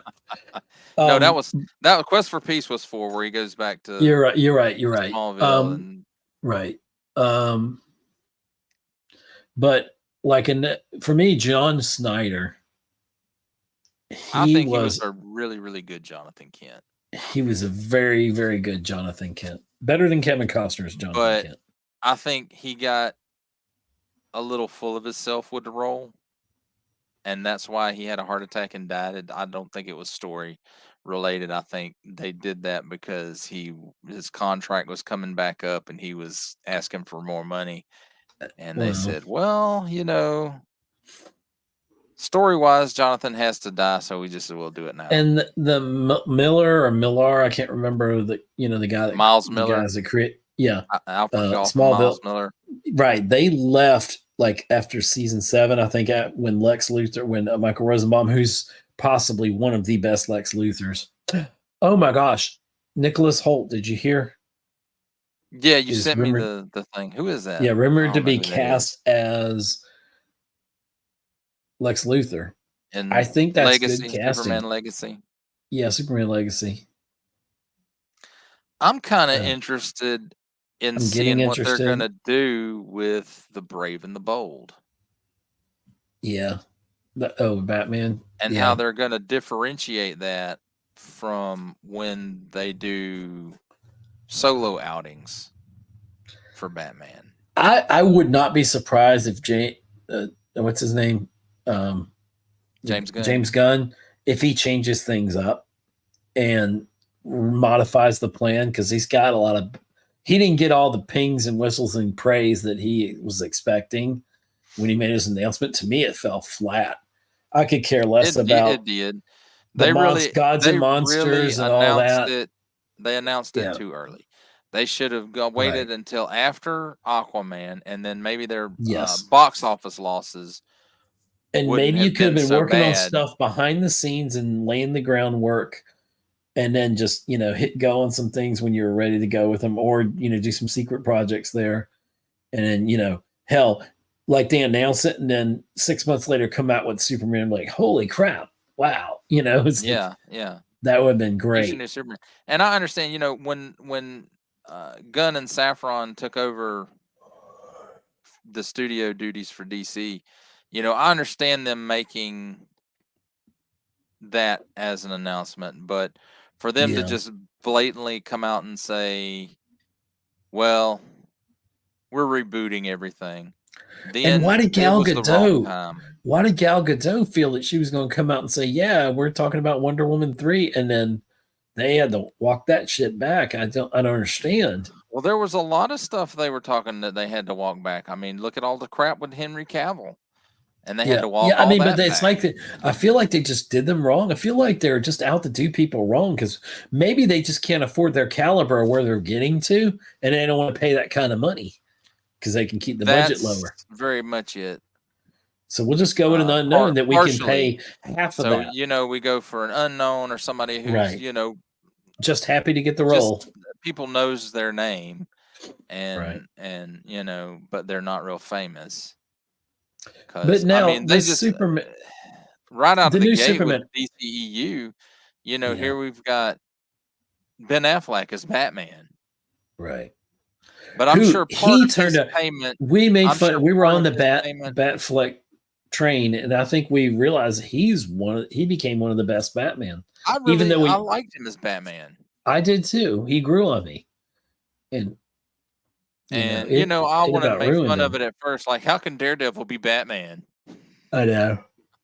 Well, Elektra's apparently gonna. But I'm sure part of his payment for playing Batman was the fact that he was going to direct. He was going to direct the Batman movie. He was going to co-write the Batman movie, and maybe that's the way we should have went. Well, I think that was more him than the studio. I think the studio kept, they're like, sure, just start in this real quick. We need you in this one first. Yeah, they kept giving him suggestions for the movie, and he just kind of got tired of it. And they say Affleck is like that anyway. That he's super excited for a project, and then once that initial excitement dies down, he's not into it. I get that. And I can see even that. Jennifer Garner has said that about their marriage. Oh, well, she's coming back as Elektra in Deadpool 3, confirmed. That's fine. This is cool. It was a bad movie. That was a horrible movie. But I won't say she was bad in the role. No. But that movie was god awful. That was bad. I enjoyed Ben Affleck's Daredevil. I don't think it was horrible. It wasn't horrible, and for the time, you have to exactly. Yeah, you have to look at things in the time they were made in. Right. And now the Netflix show blew it all to hell, but because I enjoyed at least season 1 and 2. 3 was okay.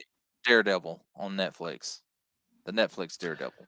I don't know that I ever watched it all. I never got back to it. And I you among many that told me how good it was. And so I'm glad that they're bringing him back in the MCU. I am, but I hated the way they treated him in She-Hulk. Right. It was fun to see him in the role again, but you're absolutely right. The way that they played the character Screwed for it all up. She-Hulk was Not good. it wasn't respectful to the character. Of course, there's nothing in She-Hulk that was respectful to any of the characters, even She-Hulk. Right. It wasn't even respectful to her. It was just not good. I wanted so bad to like that show, and it just wasn't. It wasn't enough to like. It wasn't good. They didn't do it the way it needed to be bad. done. Yeah, it's just really a bit of a travesty that they did it the way they did it. Yes, and now, at least for me in the MCU until the Secret Wars and they reboot everything, that character is going to be tainted.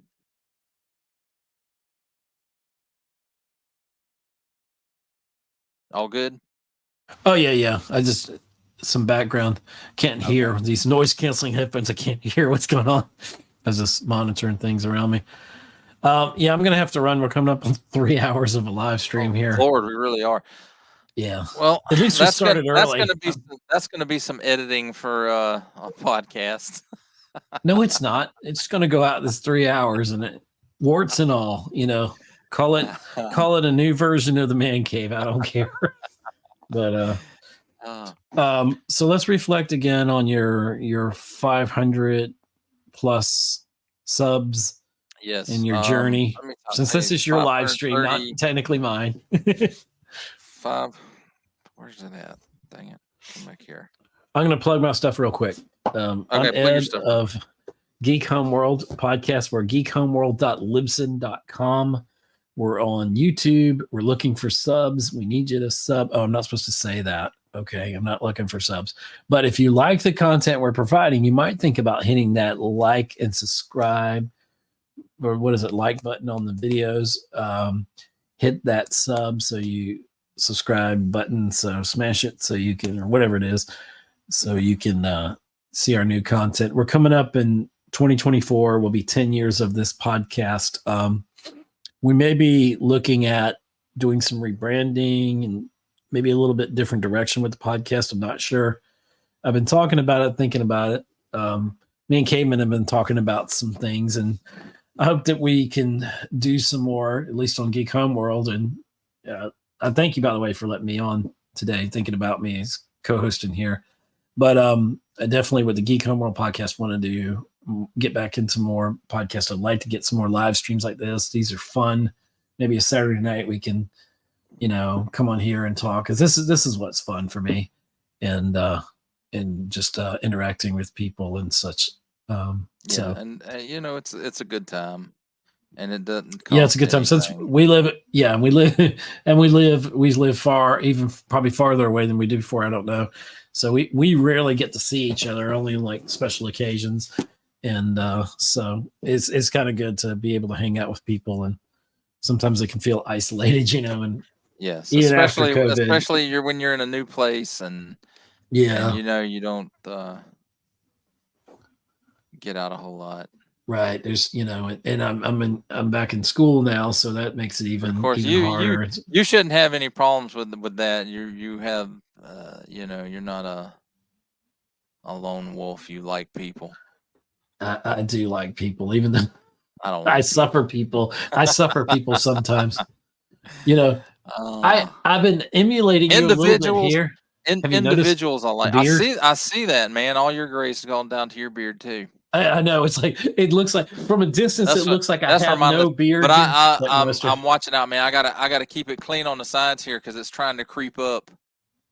Oh, the gray, you're trying to keep it. Yeah, you can't stop it. I'm trying to keep it all down here, man. But it's already, there's some already creeping in there. I'm amazed because when I started graying, I've got this one or two. I had one gray hair, and then his friend. I tried to cut it, so then his friend showed up. It's just like right in the middle where you can't comb it ever, and it'll be like one freaking gray hair flying around loosely, and but that's all that I'm amazed that that's all the gray I've got. But it hit my beard really hard, and it's like, yeah, mine too. Spread. I mean, it's just like, you know, it, And the it hit mustache my looks beard weird and then because it's gone. it's not Yeah, gray. because I know it's well. Look at mine. I It's don't. like Well, here yours is more it's gray. real light, and then at the ends it's Yeah. dark still. And so Yeah, mine's tan, and then right there, it just looks like it looks like I got a dirty black mark over my mouth or something like that. yes, wipe your mouth, man. Wipe it after Exactly. you eat. Oh wow, this is bad. My phone is going into nighttime mode. It's like it's time to go to sleep, man. But let's see. Let me switch out of that. Well, Everything's in black and white. I will go ahead and call it. And Yeah. thank you to everyone who watched. And Oh, you didn't get to say. I just talked right over you in your 500 things. Yeah, well, that's fine. We made it over. We made it over 500 here on Digital Caveman Presents. We're at 500. I just looked at it. 536. Oh, 500. No, I got 536. Wait, damn it. Refresh it. No, 537. And okay, we picked up one during the stream. We're sitting at 2,064 watch hours. So out of those 600 plus episodes, everybody just go back and watch some stuff. Let it run in the background. Whatever. I got this. Yeah, crazy idea. You know, if I podcasted more, maybe my hours would be higher in my likes and my subs. I'm gonna get back into it. I'm trying to get back into it. So well, you got a lot going on right now. So I got so much going on right now, and I'm thankful for everything that's happened and the way it's happened and all that. I'm excited for the future as always. I just, you know, it's nice to do some things like this that I enjoy. And hopefully 2024 we'll have no more strikes, and we'll have, even though the fallout from this, is it? No. Well, the strike is over, but it's, you know, technically there's still, it'll be 2024. They hadn't come to a solid agreement. Yeah. Until it's all cemented and everybody's truly back to work. It'll be January easily. And it's sad because I really feel the last thing we needed we just kind of were recovering from the pandemic, and then both strikes happened and everything just comes to a standstill. And we almost lost the summer 2024 season. We almost lost fall for like TV and stuff. Yeah. But I'm just looking forward to a very vibrant, like, I want to be excited about films coming out. I mean, there's been a few I've been excited about this year and all, but I really want to be excited. I really want there to be the energy back in the theaters, and it's not there. I don't think it's ever gonna be back like it was before. I hate to say that because you and I both love the theater experience, but I mean, I go a lot more than you do because you only have a good theater in your town. You're you know, and they have remodeled it since, you know, they have a Blu-ray player instead of a DVD player playing the Harry Potter film. I guess so. God, what was that? Harry Potter and the shitty camping trip. Space Aliens in Uranus or something? No, that was Indiana Jones. Oh. They were in Uranus. Oh dear. But anyway, I'm calling it. We're over 3 hours now. Thank you everybody who watched. It says there's one person still watching. So thank you very much. that only support. Hey, I found it. It's me. Only support from viewers like you make this programming possible. Each view does count, and I do appreciate each and every single view that I receive. Like, share, subscribe if you'd like to see more content, live content, reviews, or just to help the channel out further. You know, whichever floats your boat there, or both. That's even better, or all three. That's much, much better. And don't forget to ding that bell so that in the future you will be notified as my new content becomes available. That's a wrap, folks. We'll see you next time.